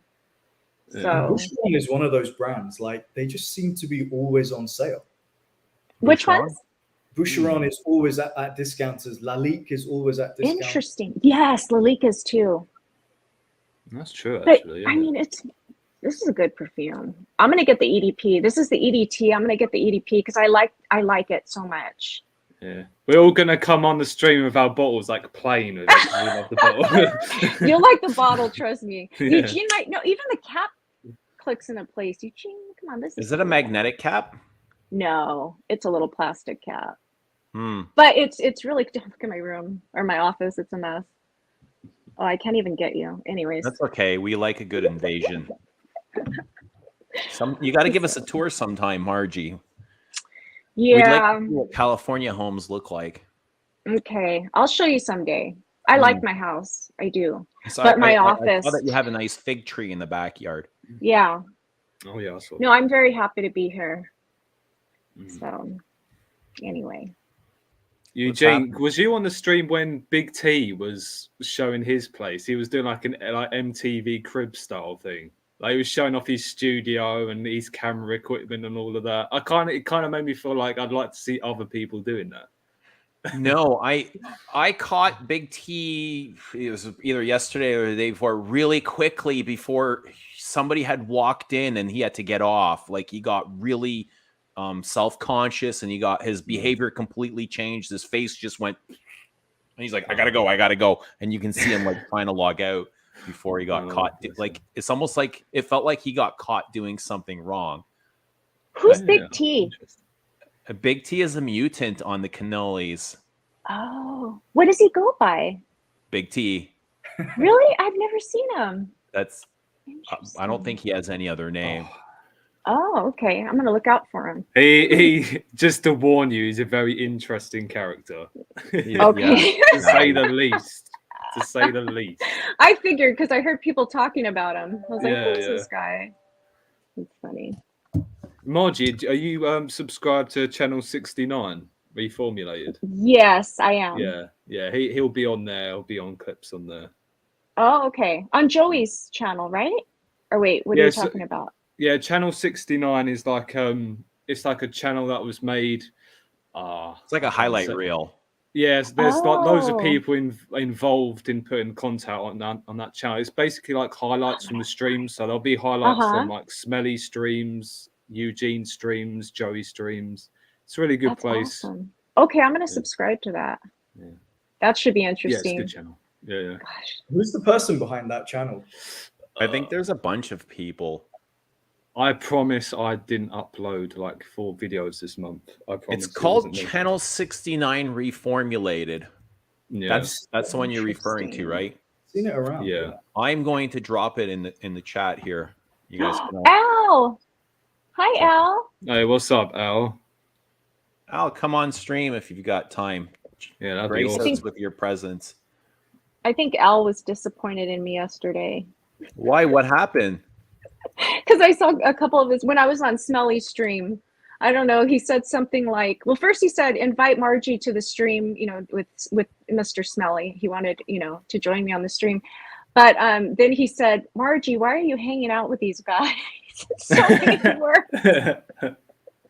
He said it. Yeah, it was. Yeah, he was kind of saying like I shouldn't be hanging out with these guys. I'm like, what? They're fun. I'm having fun.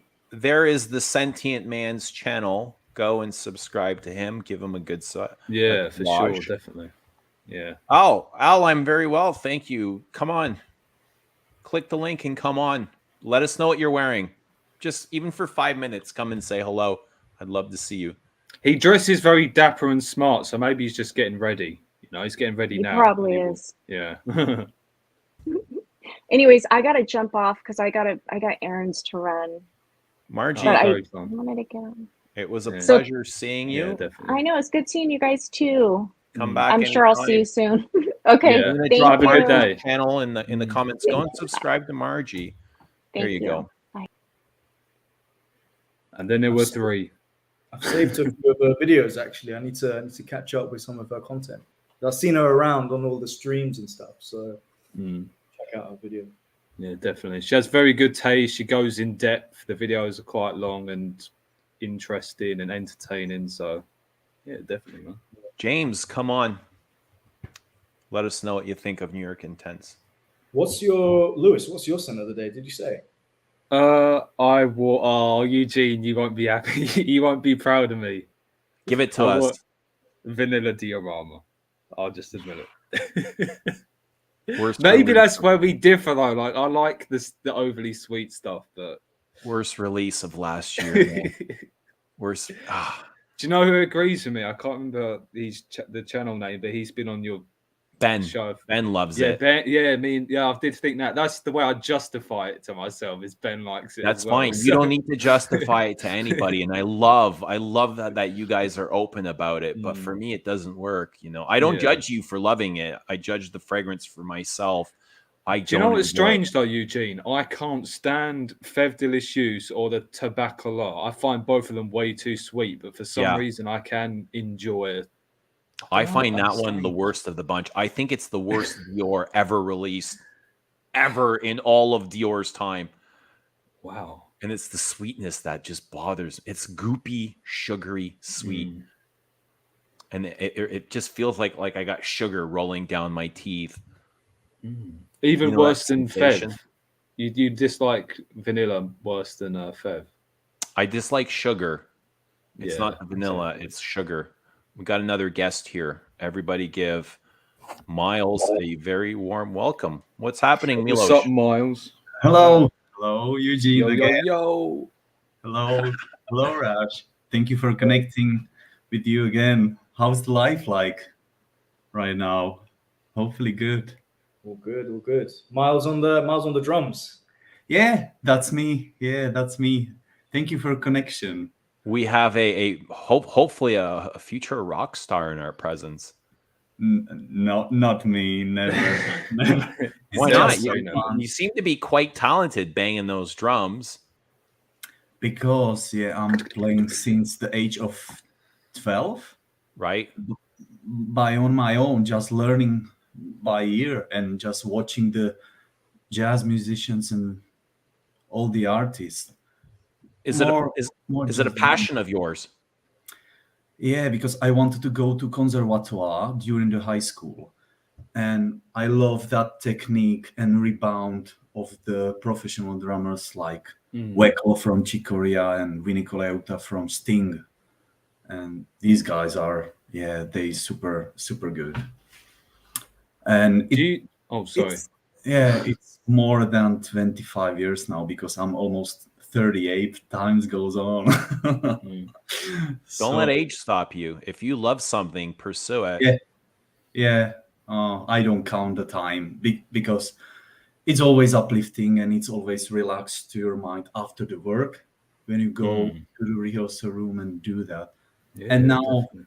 I'm glad I'm in a relationship again after 4 years of hiatus. So Oh, just awesome. In a relationship, you mean with a person? yeah, with the girl you've seen over the pictures, yeah, over Yeah. Instagram. So you feel relieved about that? You Is that what mean you said? really? I don't know what you mean by relieved. Oh, I thought I heard you say you're relieved that you're in a relationship again.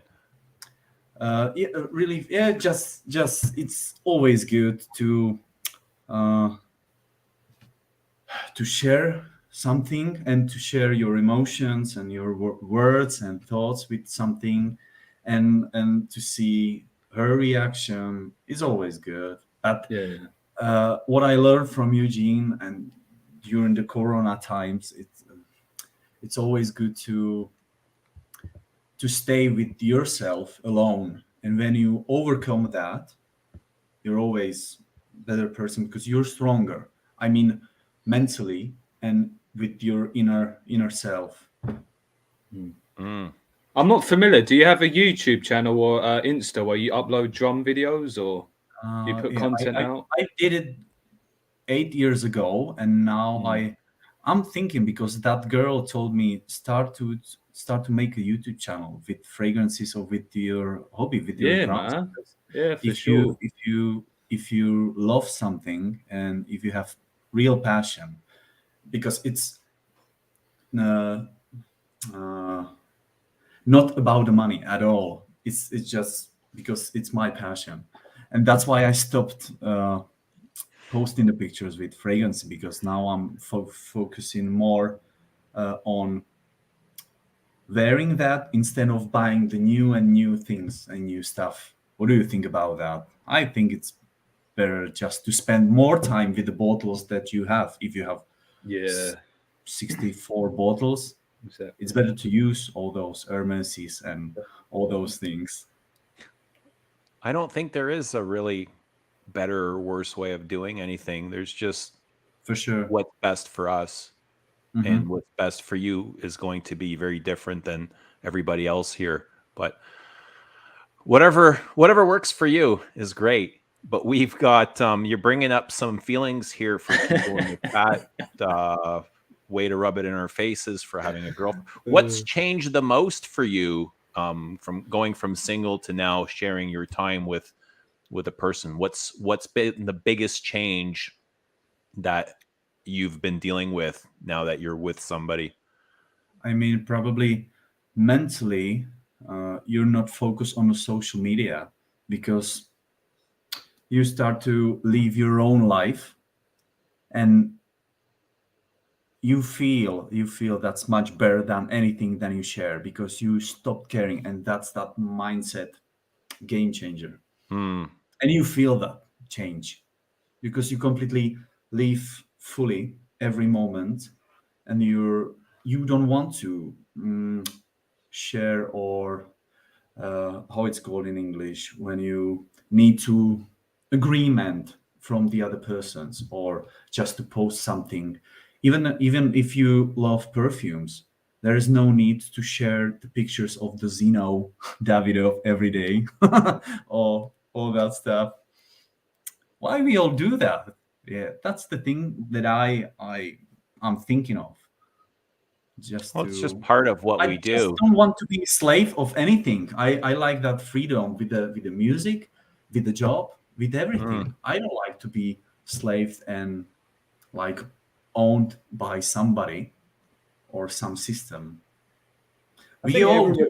everybody. Yeah, we all that kind of free thinkers.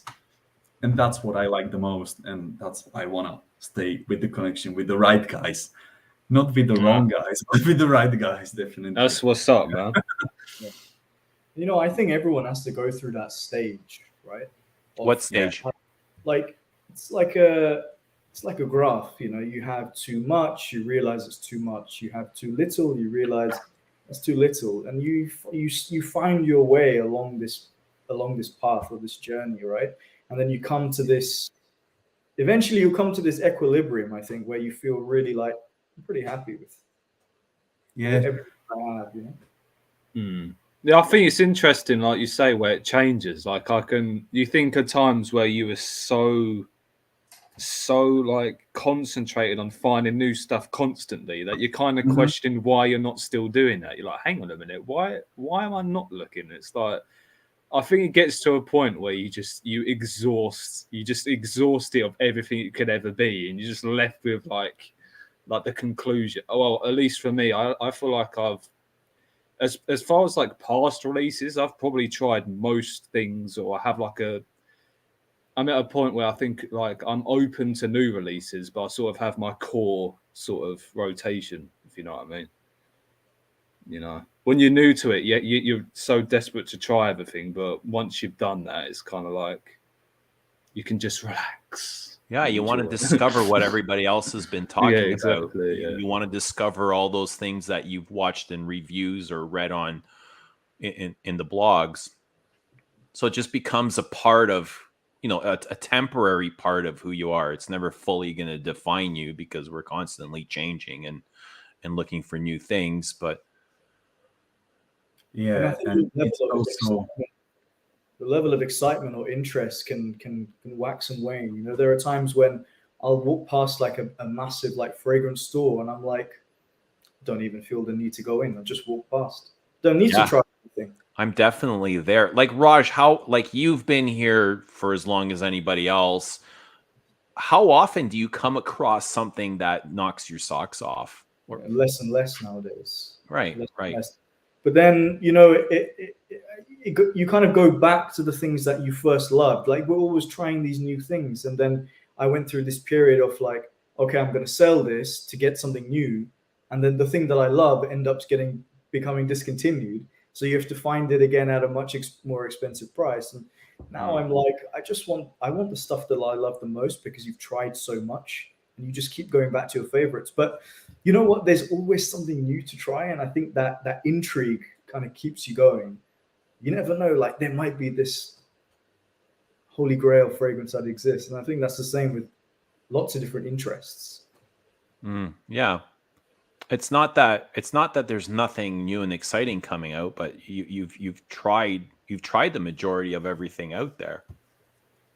I think also when you develop a taste, it sort of limits the scope of what you're open to trying, at least for me. So if I know that I don't like certain things, I'm not going to be as desperate to try it.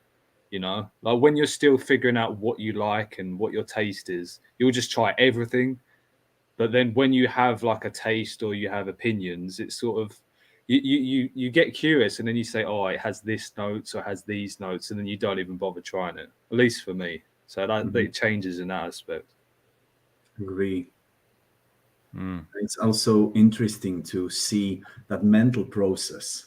Yeah, it is. Yeah. The one thing I would say to anyone getting into fragrances is kind of do what you do, Eugene, because you have your favorite houses. Like you know the Chanel DNA, you know what Marl is all about because you have basically like all of them. Whereas sometimes I can feel like a little bee going from one brand to another, from one style to another style. But when you really like zero in on this is why I was saying earlier, I want to get back into Chanel and Hermes a little bit. And then you really get an understanding of the brand, understanding of the perfumer, the history of the brand. And I really like that. I like the idea of building that collection out a little bit more focused on one brand. It's almost like building a relationship with a brand. And, even with Dior, I don't enjoy things that they're releasing. I still follow them, and I think I'll always continue to follow them because they have the capability of putting out some great things. but it's just a matter of, you know, what I love about Chanel is knowing that aesthetic and the DNA and seeing like how they kind of cross over from, sometimes you'll notice similarities in perfumes or a style. Like, you know, there's that aldehyde that runs throughout a lot of their women's perfumes, or that Australian sandalwood that runs in the men's fragrances, right? I like that. I like being able to, it's almost like picking up in music, like a tune, like a band using kind of the same tune or a theme in some songs, right? So you see Repetitive some, stuff. you start to see some similarities. I really enjoy that. And that's kind of what drives my passion into following like specific brands. Agree. I think Chanel is a really good example of that, maybe more than any other brands. You know, I was wearing the EDT of Pour Monsieur the other day, and I thought, wait, this kind of reminds me a little bit of Bois d'Azil. I was picking up on this, and then Yeah. there's all little bits, like they're all kind of fragmented, but they all kind of have this center point where they come from. They're very different, but you notice like bits and pieces. Bois d'Azil, Chanel number 5, number 22. They're all so closely related, but they smell, you know, completely different. You'll notice things in the dry down that are similar. You know, that waxiness. They have that pastel-y waxiness that runs through the majority of their perfumes. I love that. So I just got to cut in really quickly. I have got a dip, but Miles, Raj, Eugene, it was a pleasure as always. And I'm busy at the moment, but I'll be in a chat at some point, and I'll definitely see you guys soon. All right, Lois, always good seeing you, man. We'll talk soon. Right, take care. Yeah. Thanks for sharing your time with us. Bye for now. And I think, yeah, Raj, you nailed it on the head. I think Chanel's really one of the best that captures that consistency within the brand.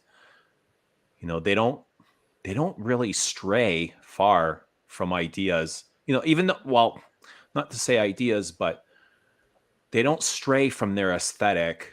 It's always very classy. It's always well done, right? They use great materials. They don't really produce the most outrageous things. I think the most outrageous thing they've done is Le Lion right now, as far as conceptual wise. I was thinking about Le Lion the other day, actually, because I still haven't owned anything from the Les Exclusifs, and I had some samples a long time ago, and I was at the counter. I've been to the Chanel counter a few times recently, and Le Lion is like, I think they really nailed that balance between a commercially driven fragrance and a creatively driven fragrance. Because obviously, you know, it's very different. It's completely different to anything from the line. And, you know, it was released in, I think, Saudi for the first year or something. So obviously they're going for that market. But it's so well made. I think that's the thing, is it needs to be balanced. You don't want something too outrageous. You want to be able to wear it at the same time. And I agree. I think it is wearable. It is a piece of art, and it's also very wearable.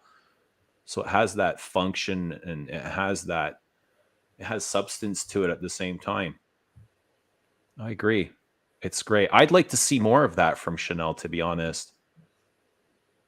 A lot of their things are they're very classical. They love that classical theme. Yeah. Old powdery florals, green notes. They use green notes quite well. And as much as I say, like, they don't make outrageous things, they also don't make things for the purpose of just pushing product. Like Chanel Les Exclusifs aren't big sellers. They're not as popular as Dior Privé. I don't think they sell at a fraction of the rate as Dior Privés, right? I think they did something very clever with Bleu de Chanel, because I wouldn't be surprised if, like, the sales from Bleu probably maybe fund some of the Les Exclusifs. You're probably right. And that's why they got to create something like a Bleu de Chanel, something mainstream and appealing to carry over the artistic stuff. Yeah, you're right with it. And have you noticed the increasing of the prices of every cent now Yeah. during the I don't know, but here in Europe, I don't know if it's the cause of the Ukrainian war or something, but they increase the price for everything. I mean, for colognes, for Hermes's colognes, What almost have you noticed? Anything like specifically? like 20 euros up for each of like all the orange de vert Mm.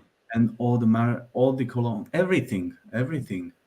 But it's kind of like I don't know, if they have a chance to increase in the price, they always find the purpose, or you know what I mean, just the purpose for increasing of the price. Yeah. It was the like 2 years ago. It was the corona. Now it's the war Mm. and increasing of the prices for the gas, for the gasoline, Yeah, for it's mental how much prices have gone up since I've came into the hobby. yeah. So yeah, my girl always warned me like, don't buy any perfumes right now. Use what you have. Yeah, I think Use Chanel exclusives have doubled since I Christ. became familiar with them. And that's the worst thing because we know what the price was like Mhm. 4 years Yeah, ago. Right. yeah. So You can compare when you're in the game. Yeah, you know it. And I know my salary hasn't doubled since then. Yeah. the ones that annoy me the most are the La La Matière. I just, That was uh, a hard one to swallow, wasn't it? yeah. I mean, to be fair, they have the 200 ml, which makes it a little bit easier, but still, But what's the price on a 200? I think I don't know in the UK what it is anymore, but it's kind of like you kind of lose interest a little bit, especially when they discontinue Derby, which I still haven't recovered from that. So it was actually you I heard from first that that Guerlain is releasing 3 new ouds in the art and material collection. Yeah, so I was in Harrods a couple of weeks ago, and I went to the on the top floor. They have the Salon de Parfum, so they have essentially it's like mini boutiques all in a one floor. And the guy at the Guerlain was telling me 3 new ouds. One is going to be a fresh oud. I don't know what that means, but like a fresh kind of oud. The second one is a gourmand oud. And I can't remember what the third one is, but I was like, okay, kind of interested, but not like I'm confused at the same time. You know, What do you think about them doing oud in that line? what's the point? They have the Les Abstraits Dorian already, and it's Right. not even like they're great ouds anyway. Mm. And sometimes I just think like I get the idea of that who was that what was that conversation that somebody had or somebody said something to Terry Bassett like you can't create Arabic style fragrances and he's got He was offended and he used that as an inspiration to create the whole new line. yeah, but I still feel like certain brands should stick to what they do. It was like when Acqua di Parma came out with that oud, which is kind of popular, but I felt like it didn't fit. It felt like a clash. And Well, the thing is, they did one oud and they left it at that. yeah, Acqua di Parma didn't keep spinning out new ouds. You know, they did one leather and they did one oud, and Mhm. that whole line really got away from what they do best Mhm. in Acqua di Parma. But I feel you. I feel like Guerlain is now relying specifically and solely on ouds, which is like they've adopted a Middle Eastern theme Mhm. as a French brand, so they're getting away from what they do best. Mhm. And it's unfortunate because Terry Wasser's work now, he was trained as a classically French perfume. His best work is becoming oud based perfumes. yeah, and it's so interesting that that BBC documentary on perfume. Mm. I actually remember watching that when it was first aired on TV. And so I was kind of properly getting into fragrances. And it was such a interesting watch because they had, if anybody hasn't seen it, like check it out. It's a 3-part series. And they went behind the scenes at Guerlain. Everything is kind of, classic and restrained. And the the world of doing things, and then they followed Tommy Hilfiger's release. But now Guerlain are doing that pretty much with L'Homme Ideal, and it's very commercial, a lot more commercialized. So they're changing, and what greatness have they really created? What's the last great thing that come out of Guerlain?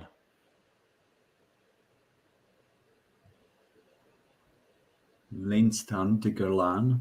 Yeah, Oof, that going that far back? Mm. That's 2005. Yeah, something like that. I think 17 years. That's a long time. I think though in the La Matière, I really think I really like Queer Beluga, and Yeah. what's the other one that I have? I forgot the name That of one it. It's fantastic. The one that smells like Armenian Bois d'Armenie. What Harmony? Yeah, Bois d'Harmonie.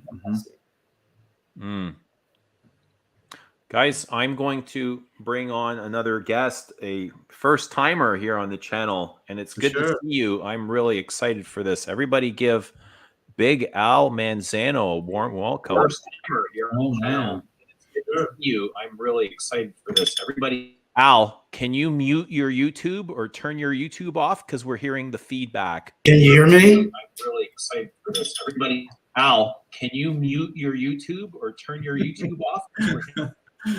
I'm gonna mute you, Al. Can you turn your YouTube off? Technical assistance. You need some help. Yeah. Hey, sorry, I'm going to help him out here a second. What do I need to do? Brilliant. Can you just mute his or close his YouTube window? Close his YouTube window. Sorry, I'm going to help him out here. Okay, wait a second. It's always fun here. Close his YouTube window. Give us the thumbs up when you've done so. Oh man, bloody brilliant. Give us the thumbs up. Close his YouTube window, and when you do so, give us the thumbs up. Let us know. Okay. Is it done? Thank you so much. YouTube window. When you do so, give us the thumbs up. Let us know. Oh, I still hear you. Okay, so. Is it done? Not yet. Thank you so much. The stream mode, I don't know. Oh. It's bloody brilliant. It reminds me of my father. Technical difficulties. And I love that mullet. Didn't Ramsey do a interview with Al Manzano? Yeah. Always great getting Al's take. He's got so much to say, and he's very expressive, and he knows what he likes. I like that. Ramsey. You mean Ramsey?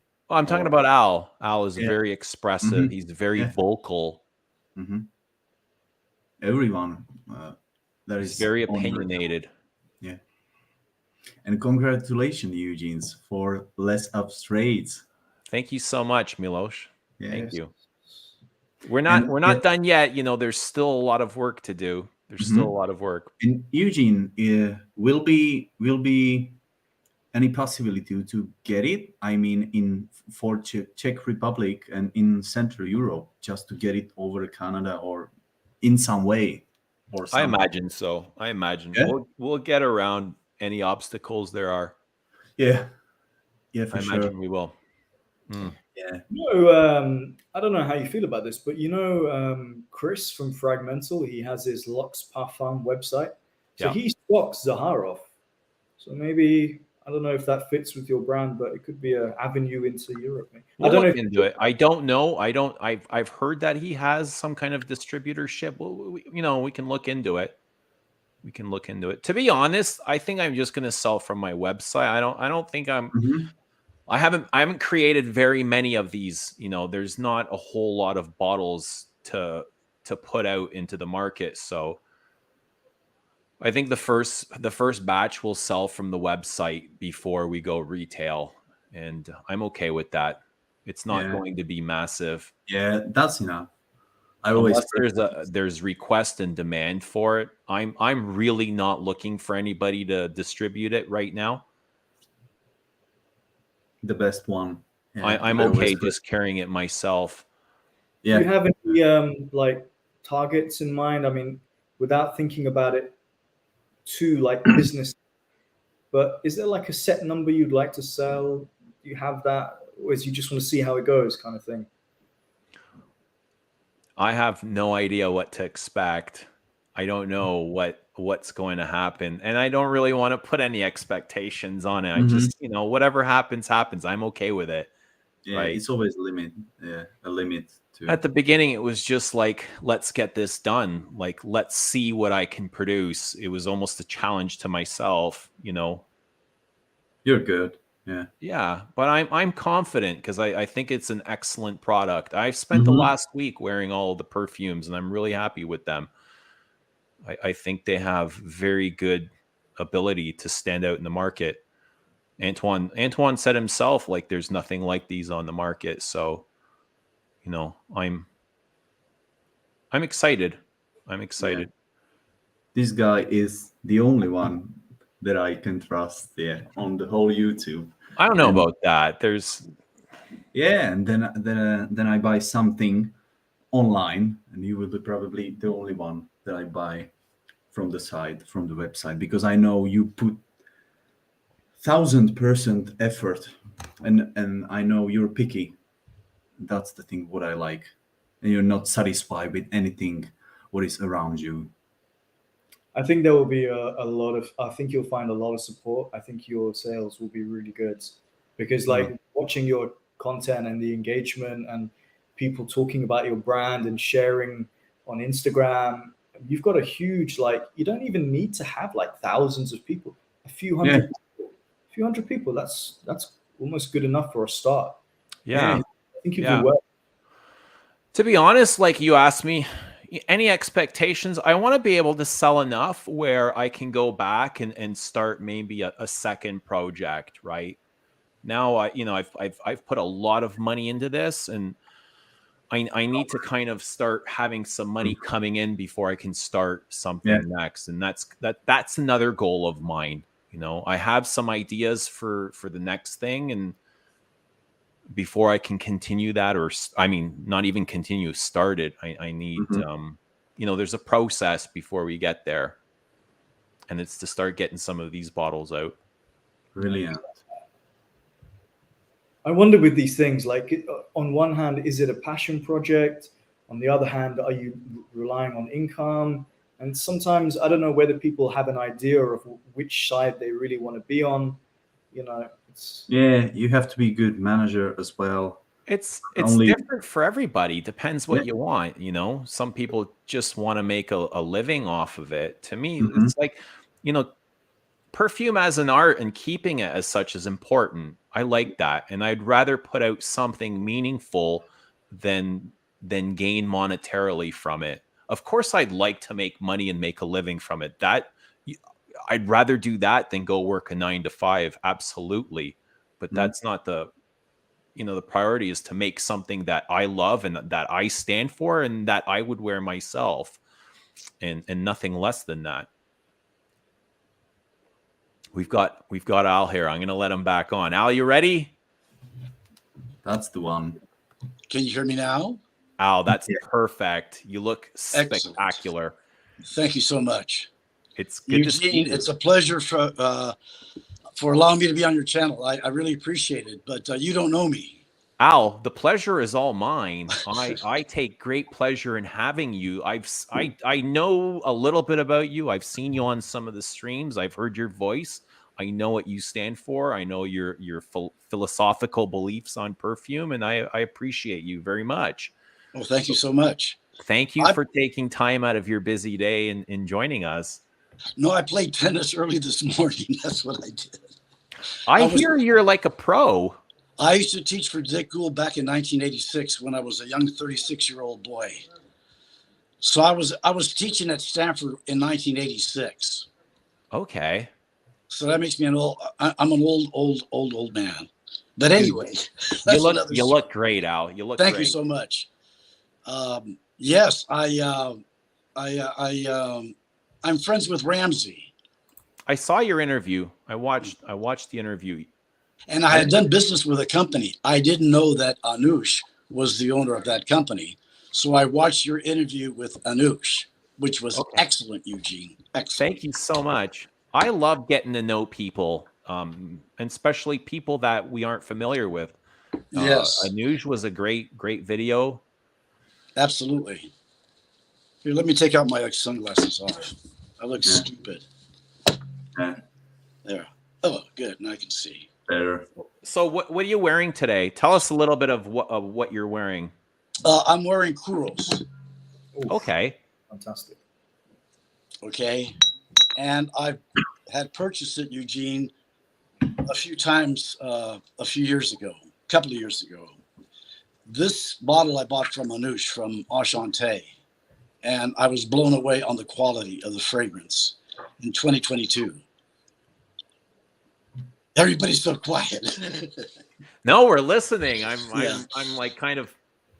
Well, the thing is that, like my wife says, she doesn't like me to go on these channels. She goes, "You're going and you're talking with people who are 2 generations after you, Al. You're going to be 72 in September. You were wearing these fragrances in 1980. You're 12 years older than Roja Dove. You know, yeah, I know. I hope you're laughing with me, Eugene, and not at me. So I'm not I laughing at you. I came up with a No, word no. with Ramsey a number of months ago, and to me, fragrances, all the fragrances out there, I love all of them, but they are only, especially the ones that Eugene has from Chanel, are only today. And correct me if I'm wrong, because I'm usually wrong. They're only an approximation. There's no real think civet. There's no real perfumes from castoreum. There's no real this. There's no real that. You can't get real oak moss. It was so. If all of this is true, how can Eugene do an honest opinion of Kuros by the original perfumer? Which I don't know if this has any real buzz. wait. How can I Educate do an me. honest? Can I do an honest opinion of whatever it is that I'm smelling at that given moment? Please. It doesn't make the review dishonest. No. Even though the perfumes are different. You know what? That's the problem I have, because she's a medical professional and obviously I'm not. The problem that I have that I can't explain to people is that these fragrances are very good, but they didn't penetrate the skin, Eugene. I told Ramsey, when I was 9 years old, my father, who was a physician, when he would put on English leather, when he would come home at lunchtime, Eugene, the whole upstairs was smelling like English leather. This is 5 hours later. Right. So that's the difference in the longevity. And I think, Eugene, from listening to you, I think it's been the oak moss that's been reduced, and that's the problem. Because Yeah, but do you think some of those, reductions initially took place because society has changed and we have a different outlook? No, I think Do you think there's been a demand for fragrances that aren't as strong, that are more office friendly, as as we start working in smaller spaces and cubicles, and people get closer together, they don't want to be bombarded by somebody else's scent? no, it's much more than that. I cannot best articulate it. See, when we wore fragrance, it was part of who we were. In other words, my fragrance that I wore Was an extension. subtle. The only way, and I told a lot of people on the Smelly's channel, and they all laughed at me. So, how did you get compliments? It was music and dance. It wasn't drugs. It wasn't liquor, and it wasn't smoking. Okay, so if I didn't have those things, that was the problem. Everybody was smoking. Everybody was. A lot of people during the 80s, it was terrible. It was just terrible, Eugene, the way it was. Everybody was overspraying. I don't care what they say. I'm old enough to tell the truth. We all oversprayed. So how many sprays is overspraying? 8, 10, 12 sprays. And I'd say 8 to 12 sprays with polo green. Are you kidding me? Yes. Al, I think in this space where we are now, that would be considered underspraying, 8 to 10 sprays. You are kidding me. Really? Everybody in the comments drop what is your average spray routine? Yeah, 8 to 10 would be average for me. I would consider myself an oversprayer for me, but I think 8 to 10 is probably less than a lot of other people. But Al was spraying the vintage juice, and that's The a lot. vintage, Yeah. yes. Vintages were much stronger, yeah, in 80s. I used to say that. I don't want to say it. There's a lot of just good fragrances. Even Rose Dove, they all have good fragrances, but it's the dry down. Eugene, please believe me, no one else. I believe Gray you. I know flannel, exactly it what was you're the dry talking down about. of gray flannel. And before that, it was Canon. It was the dry down of those fragrances, Eugene. It was nothing else. It was the dry down. That was the big deal. So if I could spray Chanel on right now, pour my, sure, I couldn't tell you what that smells like until maybe, correct? I mean, am I wrong? I mean, so when you see people say, "Oh, I love the smell," I go, "Really?" I wore Chanel when I was 26 years old. I don't think anybody. Al, I don't think anybody in San Francisco at the nightclub. Al, let me ask you another thing. And Please ask me. I don't mean to take shots at you, but you were much younger back then. Do you think it could be a fading of the senses? Like our hearing gets progressively worse. Our vision gets, I know as I age, my eyesight is getting worse. My hearing is it's not as good as it used to. Do you think the nose is adjusting as well? Do you think? I think you may be right, but I bought Balenciaga Portos a number of times. I told Ramsey, and I was completely disappointed on what I used to wear. And I spent hundreds of dollars to buy these fragrances, and it just didn't work out. It was not there. The longevity was the dry down. The next morning, I could barely smell this stuff, and this was vintage, and so that's something that I've always had problems with. But maybe I've just had the misfortune of having bad vintage fragrances that I've come across. I don't know. So I'll tell you something. I don't know if you can see all the fragrances here, and I can pick any single one of these off of my shelf, right? This is just me. And I can pick any single one of them, spray them on, go to work, and I can still smell them by the time I get home, which is... How old are the fragrances in general? I mean, most of them are modern. Most of them are... These aren't vintage perfumes by any means. Like Rose Dove and things of that sort. Rose Dove, Chanel, Frederic Malle, Christian Dior. You Chanel, really? I'm a Chanel familiar guy. with Antaeus? I can still smell Antaeus by the time I get home. Yeah. Okay. I said this one time a couple of weeks ago. I bought 2 bottles from Antaeus.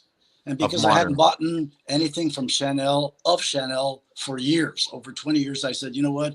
I'm not going to listen to anyone. I'm going to go straight to Chanel's website. That's right, Eugene, laugh at me. And I bought 2 bottles of Antaeus. Okay. I sent one of them back. Completely disappointed. This is not the Antaeus. I didn't like it. Same thing with Rose Dove. Fetish, that was something else. He makes good fragrances, I'm sure. But when I bought Fetish, from what I heard about the notes that they were animalic, I was really looking forward to the. So I bought 2 bottles, and I opened one up, and obviously I was stuck with it. I sent the other one back. Completely disappointed. It reminded me of when I was an altar boy in Catholic school, and it smells like church incense. That particular fragrance, Eugene. I'm not talking about, Kiss Me Goodnight or whatever the other fragrances that he has, But I'm very much old school. I love Lapidus.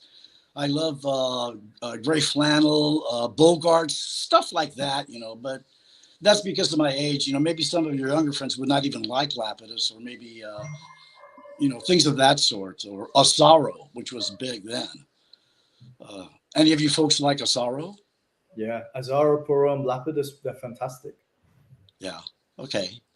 Eugene, what do you like in an animalic scent? What do you like that's... Have you tried Diaghilev? Is that Rose Dove? It's a Rose Dove, yeah. No, I haven't. Should I? Is it good? Well, you like old school Chypre. I imagine you would like Diaghilev. What do you like about it? What is the... Do you like New York? Have you tried New York Intense from Nikolai? No, I have not. That's also like an old school green barbershop, fougere, ambery Chypre. Well, kids... That's what you like. It seems to me you like barbershop fougères and Chypres, green mossy Chypres. And of course, the restrictions and regulations have changed perfume. and we can bitch about it all we want, but there's nothing we too can late. do. But There's nothing you can keep do about searching it. for things that we like. The things that you like now aren't going to smell the same way as you remember them, as you know them. So if you That want is to correct. continue enjoying fragrances, I think you got to search out new things and discover things for yourself. But there's still brands out there that don't follow regulations. I What's like that, Al? this. This is a bottle of oud wood. How do you feel about that? Can you see how much is left here? I do. Very little. Very Christ. little. Yeah. Okay, that's probably close to 5.5 weeks old. Or is it Wow. longer, honey. Yeah, it's about six weeks old. But that's that. This I love it. Do you like it? Yeah, I do. It looks like you can't apply smell it that after like 2 diaper hours, rash cream right? or Can something. anybody, base notes as well, can anybody smell this beautiful thing after 2.5, 3 hours? Usually not. I mean, I can't. How about you, Eugene? Can you smell this? I haven't worn that in probably 5 years, Al. Do you like any Tom Fords at all? Yeah. Have you tried Beau de Jour? No, but I've heard good things about that particular one. That name has come up. That's the All right. What say you? Good? Yeah, I like it. Have you tried Boy Chanel? I think I did. Did you like it? I don't recall. So probably not then. How I don't about know. Fahrenheit? How about, we can that's modern Fahrenheit. How about somebody people in the chat can maybe recommend some things for you that something animalic, something that has real castoreum. I mean, that there's limits on how much castoreum the brands can put into fragrances these days, but What about Knisa 10? Knisa 10, leather based. Knisa 10. God, this guy, who just asked that question? Raj, You're a scholar and a gentleman. I have 3 225 ml bottles in the back. Nice. Excellent. Kanisi 10. Excellent. Yes, I like it. But it's, it's that leather, my wife doesn't like that too much. She, but she likes Kuros. She likes oud wood. When I spray, usually I got to make sure that if it's going to be something that my wife enjoys or not. so she has to enjoy it. Well, I would like for her to enjoy it. I want her to get close, if you know what I mean. Al, one moment, I've got another very special guest here, and maybe he could recommend something for you because Please. this is Mr. Vintage himself. Everybody, please give Anuj a very warm welcome. I don't believe it.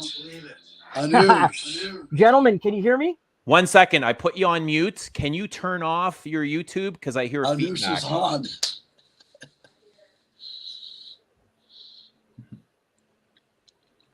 Mr. Vintage himself. I think it was Anuj that we were hearing reverb from. Yes, it was. Come back, Anuj.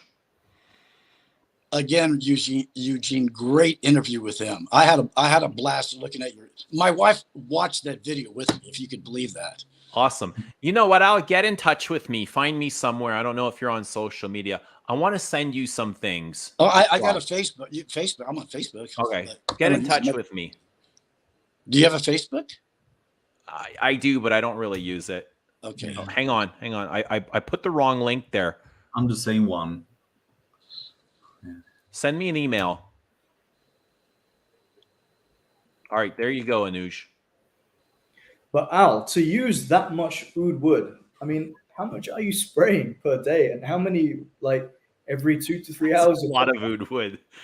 Shall I disclose it to Eugene? Eugene, it was seldom that I bought a bottle that was a spray in the 70s and 80s.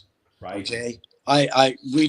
Us guys usually didn't want to buy the spray because you would get more juice in the splash. Know what I mean? And they would give us the choice, the gray flannel. Do you want the splash or do you want the spray?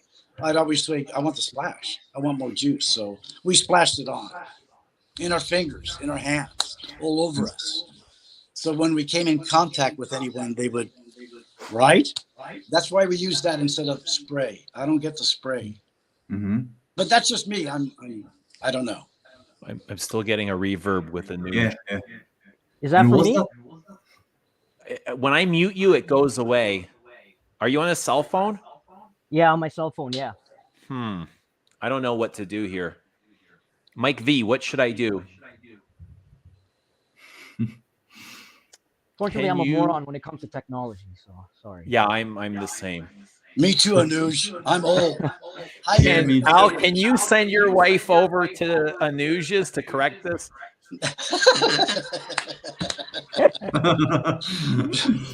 Hey, you guys, I got a picture of my wife when she was 12 years old with Steve Jobs in the classroom. No How about way. that? She didn't want me to disclose that. Well, where's Anuj? Anuj, do you have headphones? Let's get Anuj on. I don't have headphones. No.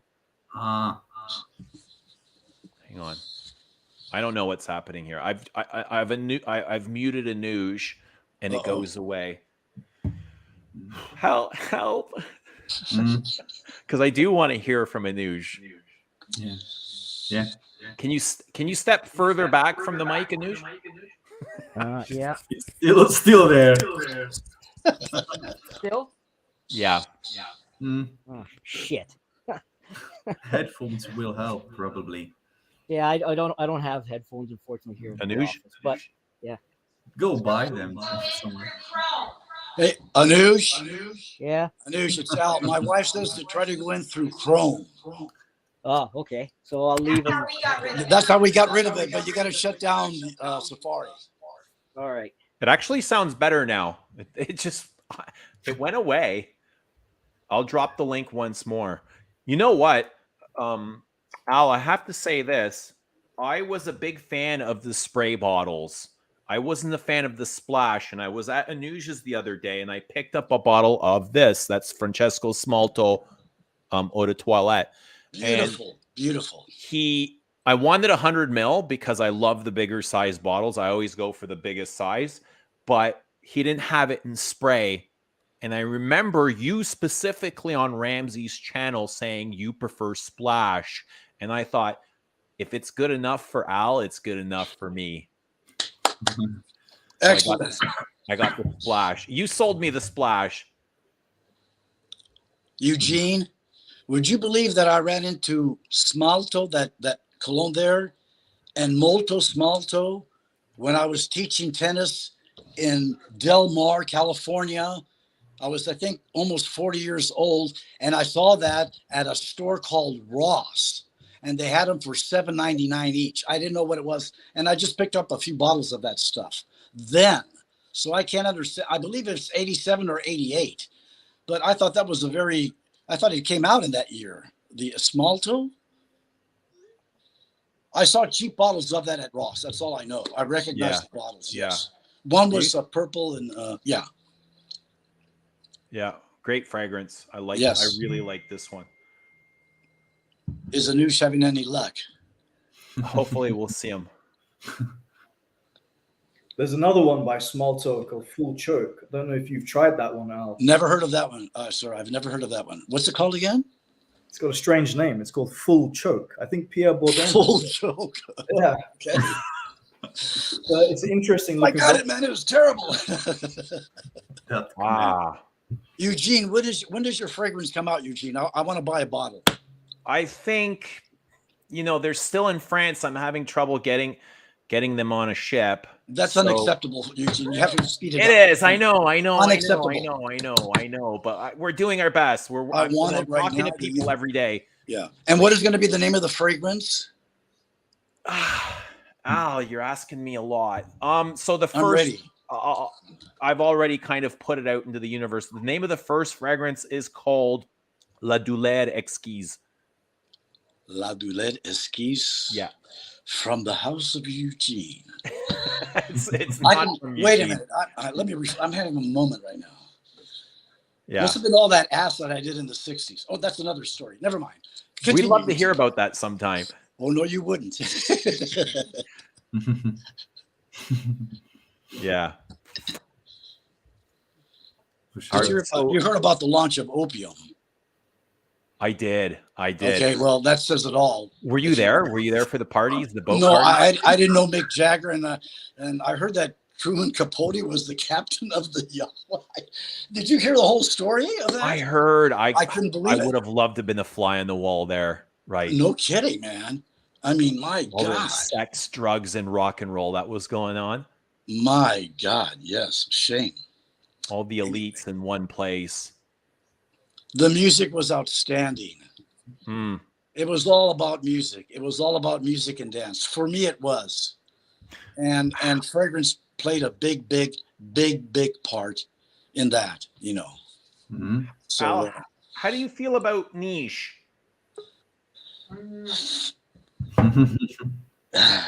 I got on the hype, so I told Ram, I'm a poor guy. I think I bought about $7,000 worth of cologne in 2021, which I just gave away. It's about $6,800. Just I got pissed off and threw all of it. I gave some away, Mercari, this and that. I told my wife, just get it away from me. I was through with it. All that the ouds from Arabian oud, this, that, forget it, all of it, you know. And so that's how I feel about niche. All right, we got Anuj back. Anuj, it's good to see you, man. Welcome. Is this working? Much better. Thank you so much. I got on the desktop instead, so. That's what I did, Anush. My phone just screwed up and it didn't work.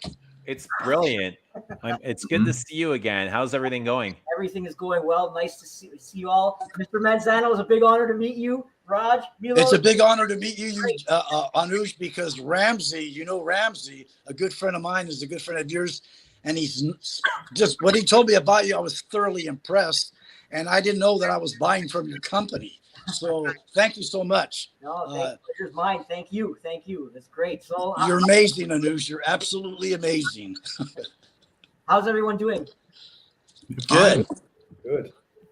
It's good. We're just kind of rocking out as much as I want to call this rocking out on this Saturday afternoon, but Yes, sir. This is what us older folks do. It's Saturday night. Yeah, it's the old man here. Yeah, it's the old folks. Al, So what's been some of the things that you've purchased from Anuj? I bought out, and well, Anush is going to correct me. I bought my last 6 bottles of Kuros I bought from Enchanté, and they sold out. We got more. It just has to be replenished on the website. That's all. Oh, really? Yeah. Well, I bought this before, and I'm the old man, Anush, because I'm going to give you some kudos here. I have bought Kuros in the past here in the United States. I'm an American citizen. I live here in San Francisco. I bought this a couple of times recently in the last 5 years, and I was completely disappointed. Just because I bought Bijan from you, I took a chance, folks, and everybody should listen to this.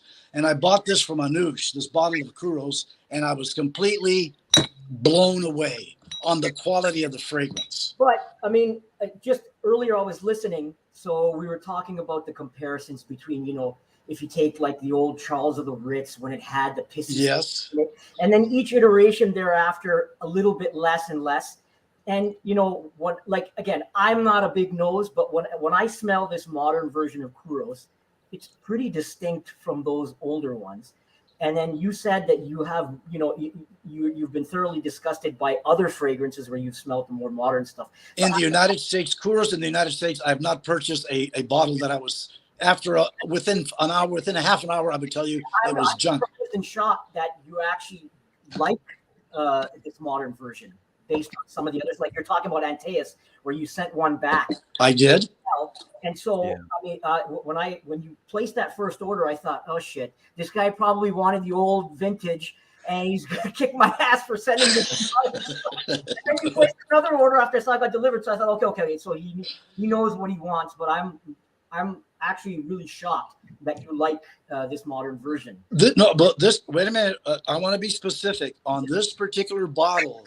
I don't know who your distributors are in Canada. What I'm saying is that I have not, my wife she even liked it.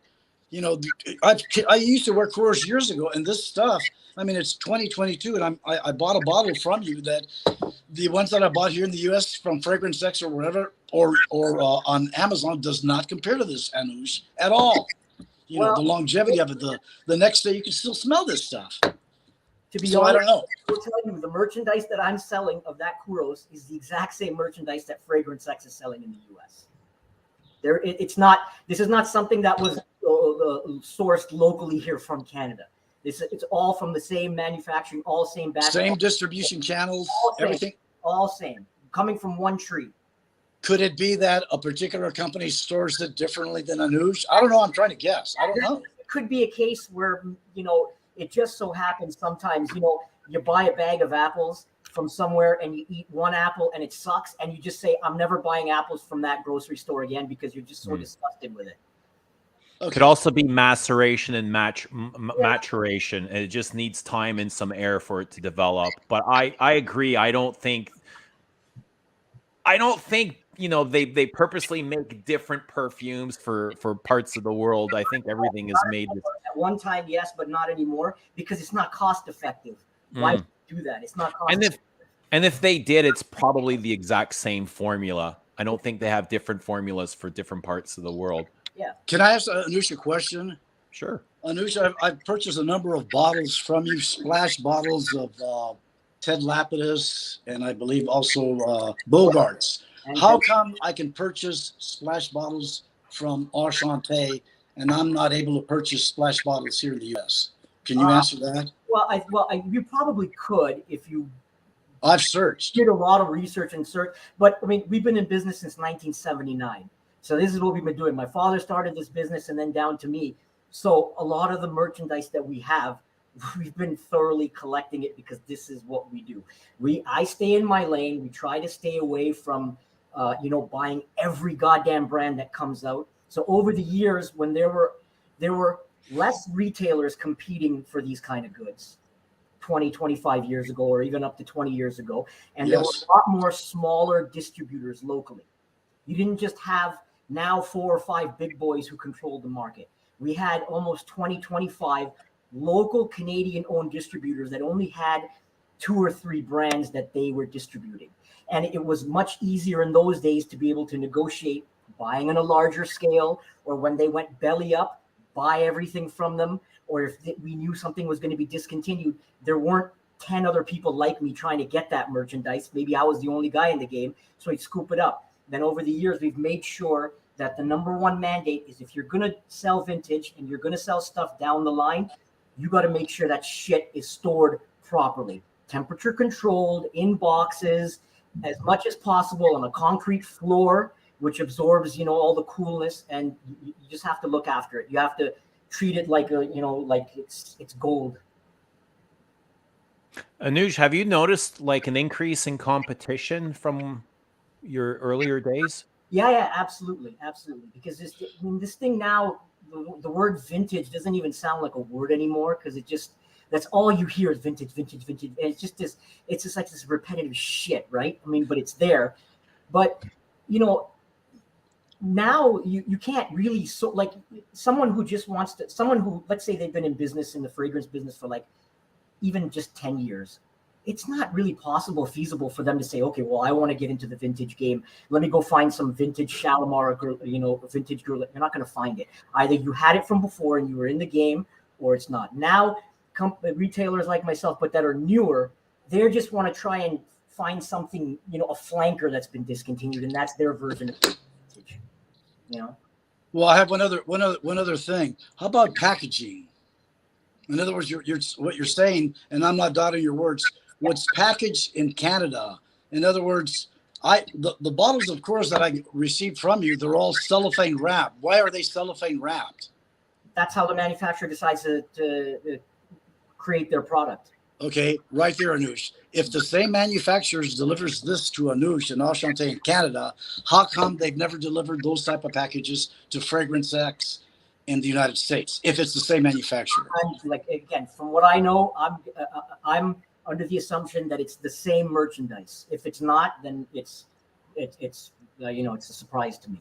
Anuj, the Z14 that I purchased from you last year, 2 big bottles. Yeah, I was looking at the package with this friend of mine who used to love this. He's an attorney. He goes, even his packaging is different. I go, what do you mean? He goes, well, look at this box. And we were comparing boxes to another box that I had bought over at Ross stores, that rack store. And your packaging is just the way it opens up, all completely different. Even the cardboard, it's the same box. Yeah. But So that must be this. I was telling my wife, I guess it's the distributors Anoush deals with in Canada or Enchante. That's the only thing that I can comprehend. I don't have any other explanation. Well, What your packaging seems to be different. Well, this in the case of Halston Z14, this is a clear-cut case of this. Is actually a good example. This is one of these fragrances that has changed licenses many times, and as the licenses changed to a new manufacturer and then new distributors, there's new packaging that goes along with many times reformulations, which has happened with Halston Z14. Okay, how does fragrance buy in Canada get Fruyo every other 8 months and puts it up for sale for $27? Well, because Furio, that's a relaunched version of the fragrance. But no one says that. They just announced that it's a discontinued Fruyo here for. But this obviously is in the fragrance industry in general. Overall, whether you're a vintage seller like myself or a mainstream department store, there is a complete lack of information that should be trickling down from manufacturer to distributor to retailer to end consumer. It does not, right? When a license is changed, only people like someone like Rich Mitch or Ramsey or even yourself or someone who's an enthusiast, they will dig and do their own homework to find out. But that's not the way it should be. If you talk about, I've talked about this before. If you look at electronics industry, people don't have to go to find out about if there's a new chip or something. Apple, they release a goddamn seminar to say, we have a new product. We've done this to our phone, right? When the hell's the last time you've seen fucking Elizabeth Arden, dictate and put out a spread or a press conference to say, guess what? We're changing the bottle of Red Door, and this is why we're doing it. No, you just go one day and you find that there's just new fucking packaging there, right? It's a complete, it's a disconnect. The fragrance industry is very archaic. That's why. So my wife, what she says the fragrance, not industry, but the fragrance enthusiasts. I mean, she's only a medical professional because they've been duped, hook, line, and sinker. All of them, look at they're making billions and billions of bucks.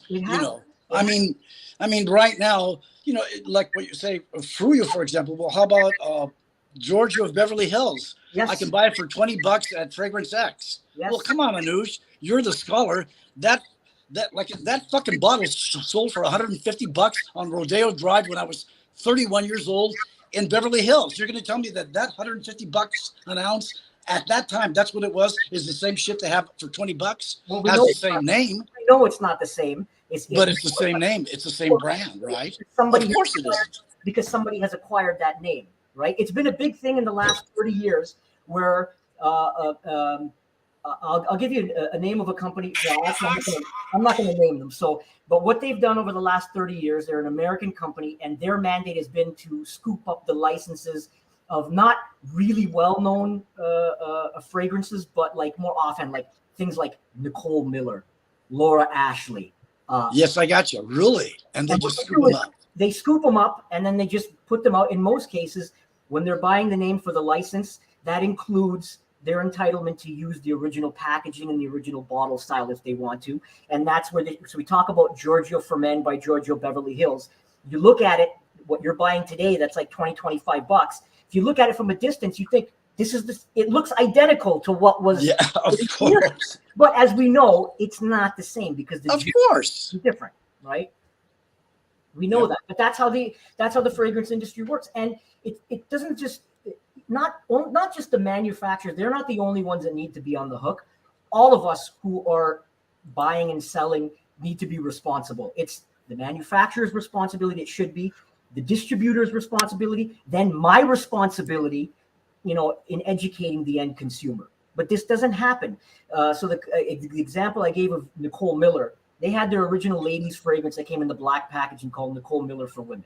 Okay, it was discontinued, out of production for almost 12 years, and then this company relaunched it in the same packaging.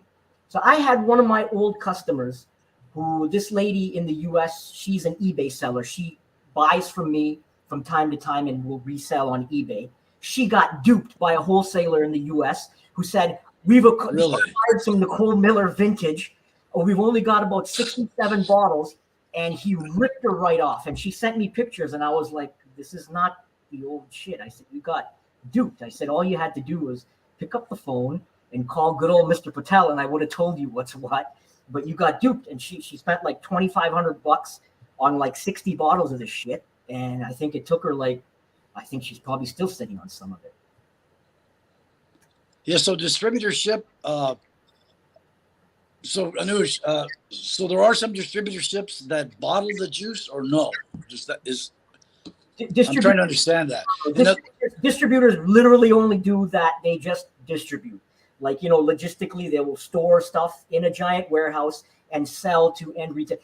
In theory, the way fragrances are supposed to be sold, in general, in theory, is that you have a manufacturer who then give a contract out to a distributor, and it's that distributor's responsibility then to make agreements with retailers to sell to them. That's just one part. Then there's the other part. From what I was told, how about the bottling? Bottling is a manufacturer, and it's just done wherever it's done. So if you guys, wait a minute, what if it's a fancy bottle that, like, who's going to shoot that mold? Or do some people go to China and have that? Sometimes I hear that the bottle costs more than the juice. I don't know. I'm asking. The most expensive part of creating a fragrance, which now Eugene can attest to, is the goddamn mold. Okay. The what? The mold. The mold of a bottle. God, right? You are a scholar. You're absolutely correct. It's the most expensive part. Right? If you saw the video that the interview Ramsey did with Mr. Jacques Masson, he talked about Canon now being bottled in China. Absolutely, I know. Because it's,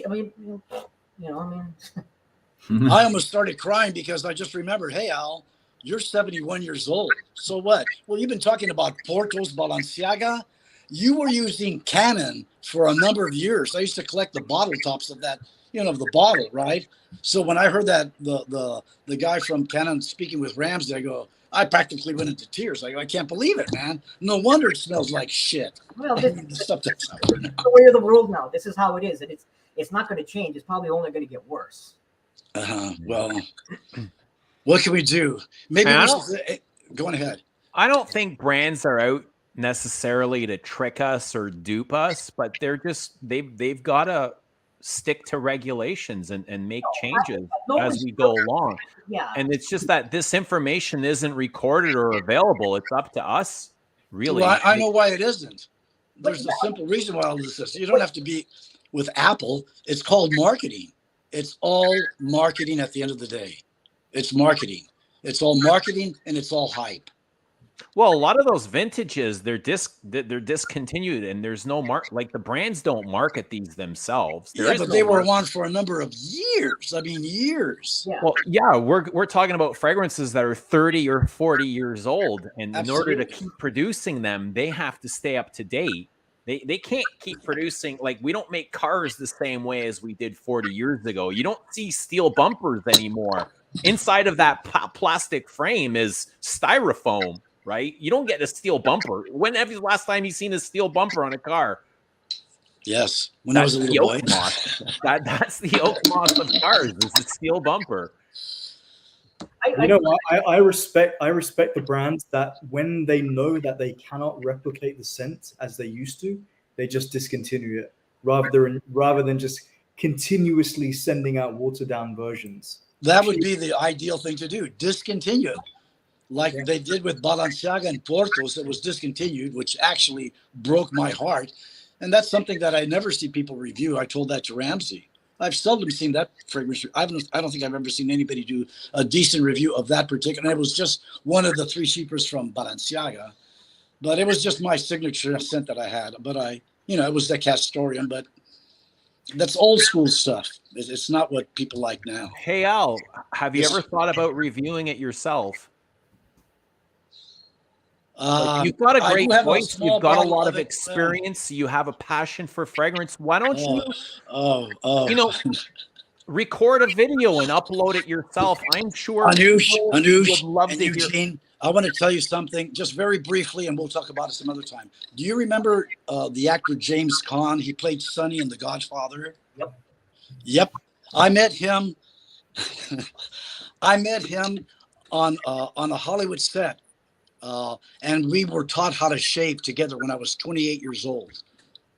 That's all I have to tell you. And we talked about fragrances, but that's another story. But yeah, that's definitely another story. So you've when been I was 28 years old. Yeah. You've been passionate about fragrances for that long, even before there was a space where people came together to discuss perfume. Anush, you're Middle Eastern. My friend was Egyptian. Yasser used to pour on Asaro, Parom, and all those guys, when we used to go out, we used to tell Yasser, you're going to have to go in a separate car, man. We can't go with you, dude. This Egyptian guy would just go to it, man. I mean, it was like, wow, but this was, this is when they had powerhouse fragrances. My God, man, they would have not, it's not a cliche. You would be announced before your spray. If you put on Polo Green, my God, they would know a mile before that you're wearing Polo Green. Well, my dad was an oversprayer back in his day. When I was a kid, one of his favorites was Santos by Cartier. Excellent. And my old man would, minimum 10 sprays, and it was just like, it was just absurd. Anush is there laughing at us, I know that you're not too much into fragrances, Anush, are you?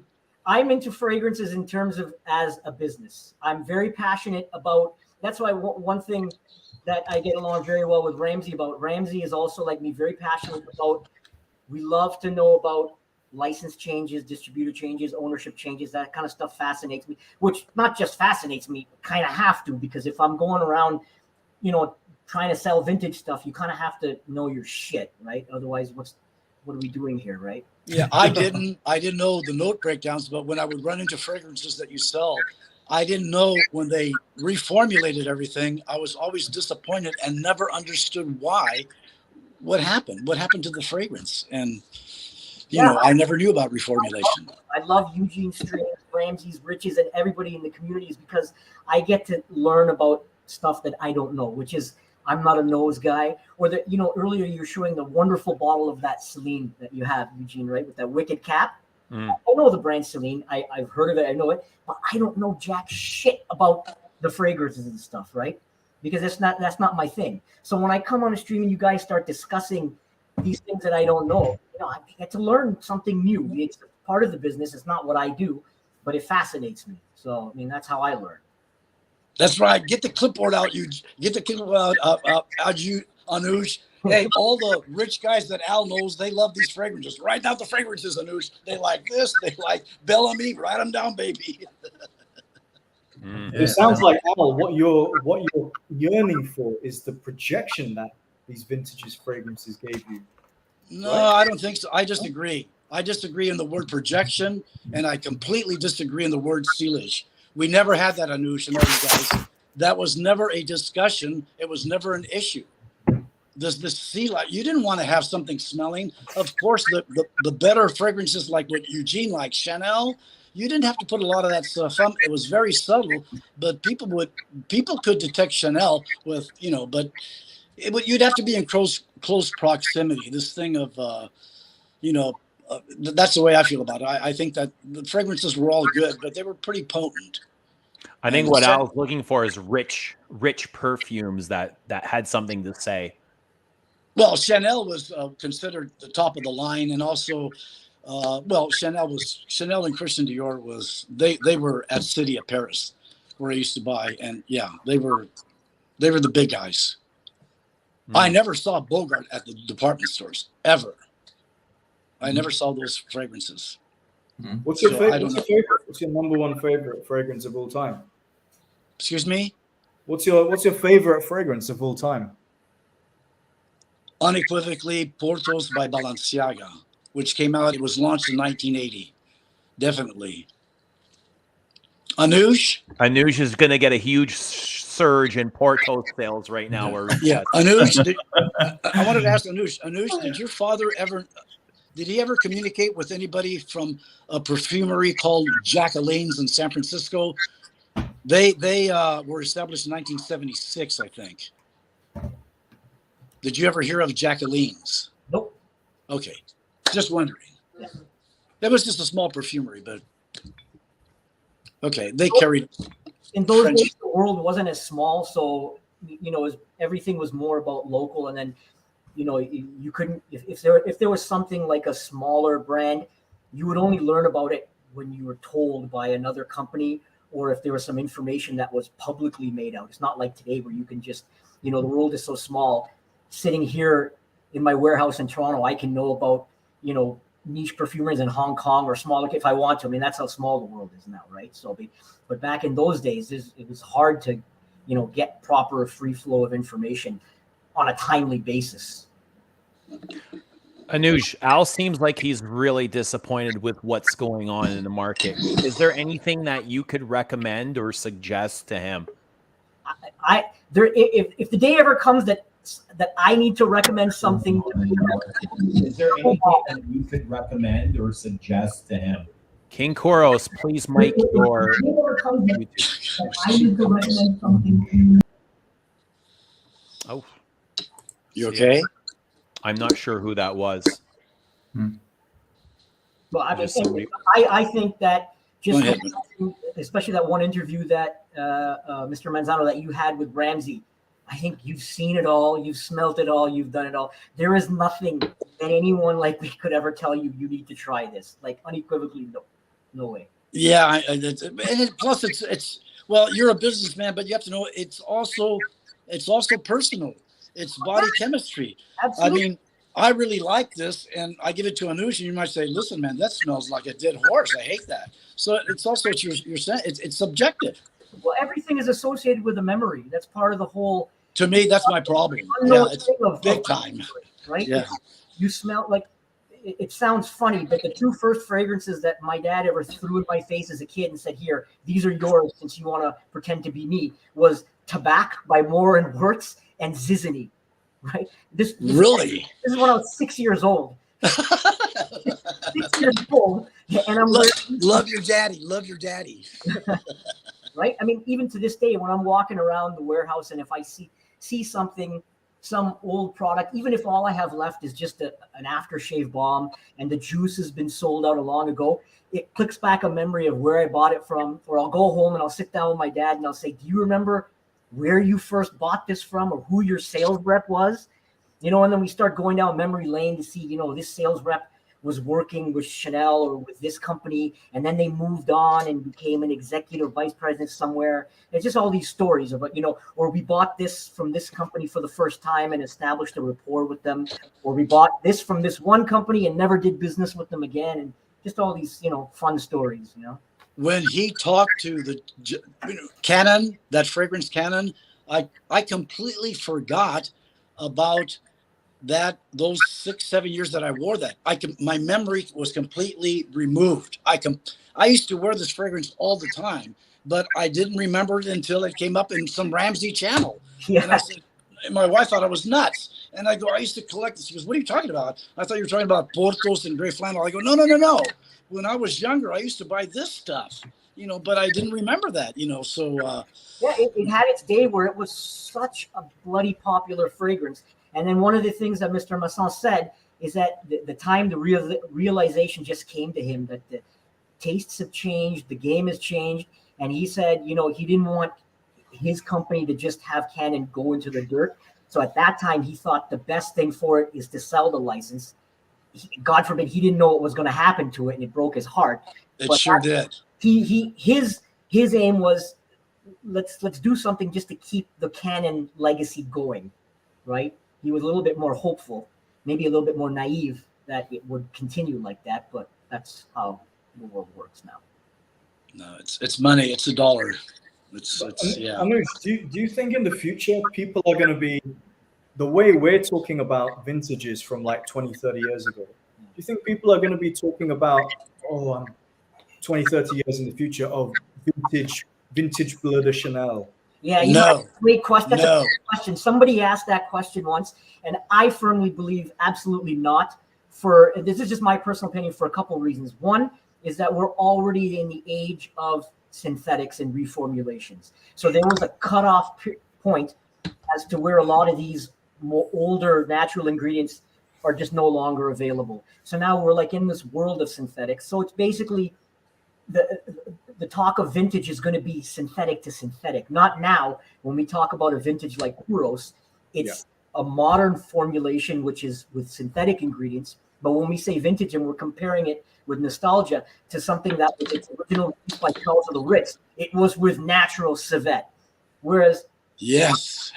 but something like, Bleu de Chanel and Sauvage, and people who are buying these fragrances, they don't have the brand loyalty like back in the day. Someone that wore Santos, that was a Santos customer for life. The Canon customer was a Canon customer till they went into the grave in those days, right? But now it's just evolved. So I think this whole concept of vintage, it's going to have a shelf life where at some point, once everything is just the next generation or the generation after, My wife asked me, Anush, what do you remember now since you've forgotten about this cologne? What do you remember about Canon? I go, I remember the tops that I used to collect. And before I would buy my next bottle, I could always get a hold of the top and smell the cologne. I actually remembered and did this. I mean, unbelievable. But yeah, the fragrance was just always intact. Interesting. You guys want to hear something interesting and how small of a world this place is? Anuj, are you familiar with Le Parfumier out in Montreal? Oh yeah. If you've been in this industry long enough, Talking to Catherine, she says that her father Tony, we had Tony on this channel once, went to school with the fella on Ramsey's interview, Jacques Mousson. Wow. They went to school together. Yeah. Wow. That's outstanding, man. It's amazing. Outrageous. Yeah. It's wild, completely wild. That is really, really cool. Yeah. Yeah. I just thought I'd share that. I've been trying to get Ramsey to do an interview. I suggested that he should do an interview with Mr. Tony Ortano from Fumier. And especially the one thing that everyone loves is that story of the Creed versus Greed, right? Yeah. Wait for it. It's in the works. Yeah. Ramsey's planning something great. I'll let everybody know right now because I want to speak for my good friends. For my good friend Ramsey, I think he's 37, young guy.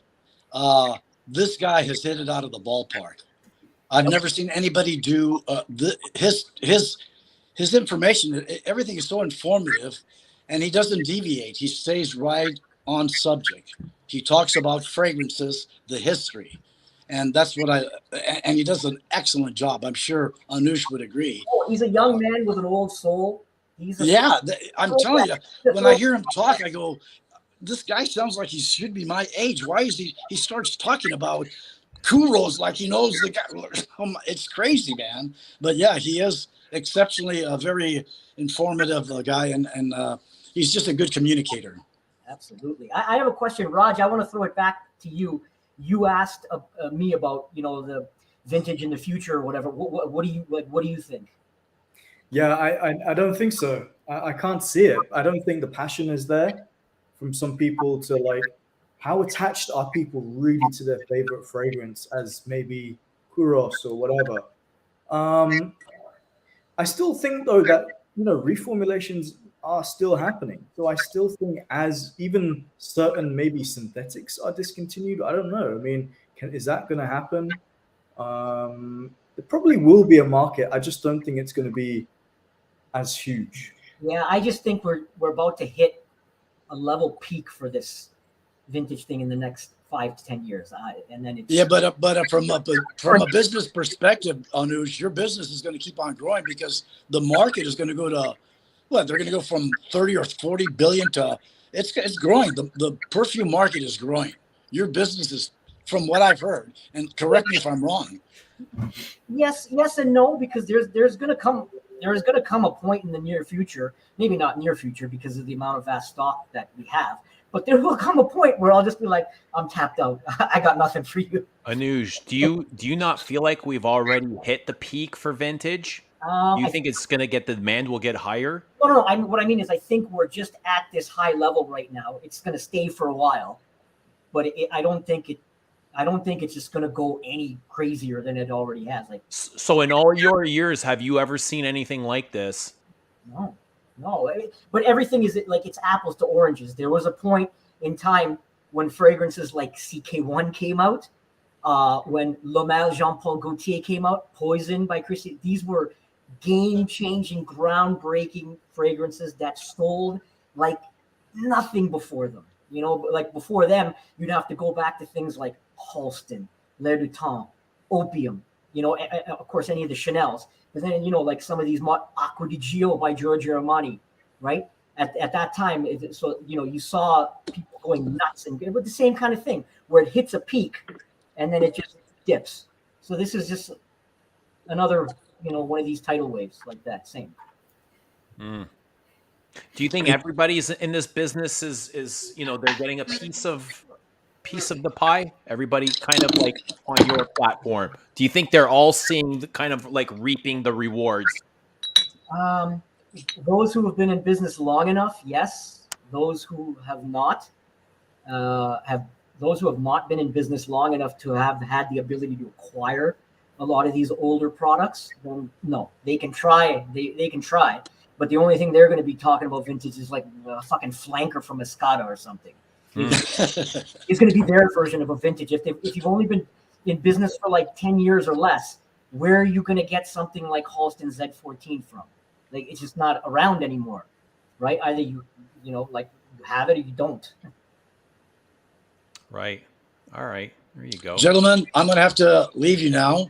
I wanted to say thank you to everyone. Thank you for inviting me on your channel, Eugene. Al, you've been nothing but a rock star, and I'm really glad. I talk too much, whatever. But and also, I'm thoroughly blown away that I was able to meet Anush. I've given so much of my money to his company, man. I finally met the guy. Anush, I love you, man. You have great stuff, and you're a good person. You're a very good person. Thank you so much. Thank you. Take care.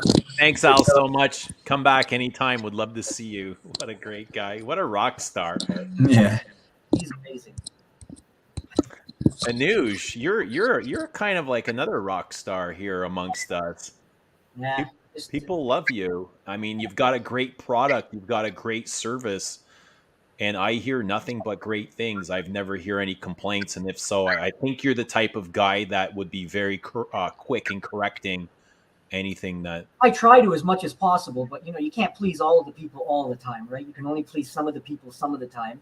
You just kind of just have to stick to your principles in what you do in life. And no one's perfect. I make mistakes. There have been times where I blatantly admit I've shipped a product to a customer, and I can say that, yeah, I've fucked up before, but it's how to go about, like you said, go about correcting that product. You can genuinely tell someone, look, I made a careless, stupid mistake. Was it stupid? Was it careless? Yes. But look, let's try to be adults here and fix this so that you're happy and I'm happy, and then we move on with our life. And if, you know, that's just the way you have to approach it. And if you do that, then, you know, you just go forward. That's a great business model to live by. And as long as you keep going at it, you know, you're definitely going to grow and good things will happen. Yeah, I don't want to grow. I'm good where I am. We've on purpose descaled the business over the years from the large, you know, chain thing with lots of staff and all that to just, you know, I like my wife and I, we during COVID, we joined F45, the studio around the corner from us. So every morning when she's working from home, because I can do what I want when I want, we walk to the studio, take in a class at F45, go home, shower, and I come to work. What's F45? 45, you know, the gym, it's a gym studio. It's the Australian thing. Okay. You know, like gym studios where they have all sorts of different equipment and stuff, and trainers take you through like a workout session and stuff like that. All right, we've had some people asking about whereabouts is Anuj, and if you go into Enchanté, which is at what's the mall called again, Anuj? Woodbine Mall. Where? Woodbine Mall. Woodbine Mall. That's right. Chances are you won't find Anuj there because he's usually at his warehouse doing the work behind the scenes, gathering your bottles, having them prepped for shipping. So they're asking where they can find you, and the chances are they won't, right? Yeah, I don't want to be found. Yeah, he's in a fortified fortress. You know, looks like he's got some bars on the windows. You won't find Anuj, chances are, but you'll find his lovely staff at the boutique, which are great. I'm going to take my leave as well. Bored you guys enough. Thank you, Raj. Really nice to meet you. Milos, really nice to meet you as well. Didn't get a chance to talk to you another time. And It was great seeing you.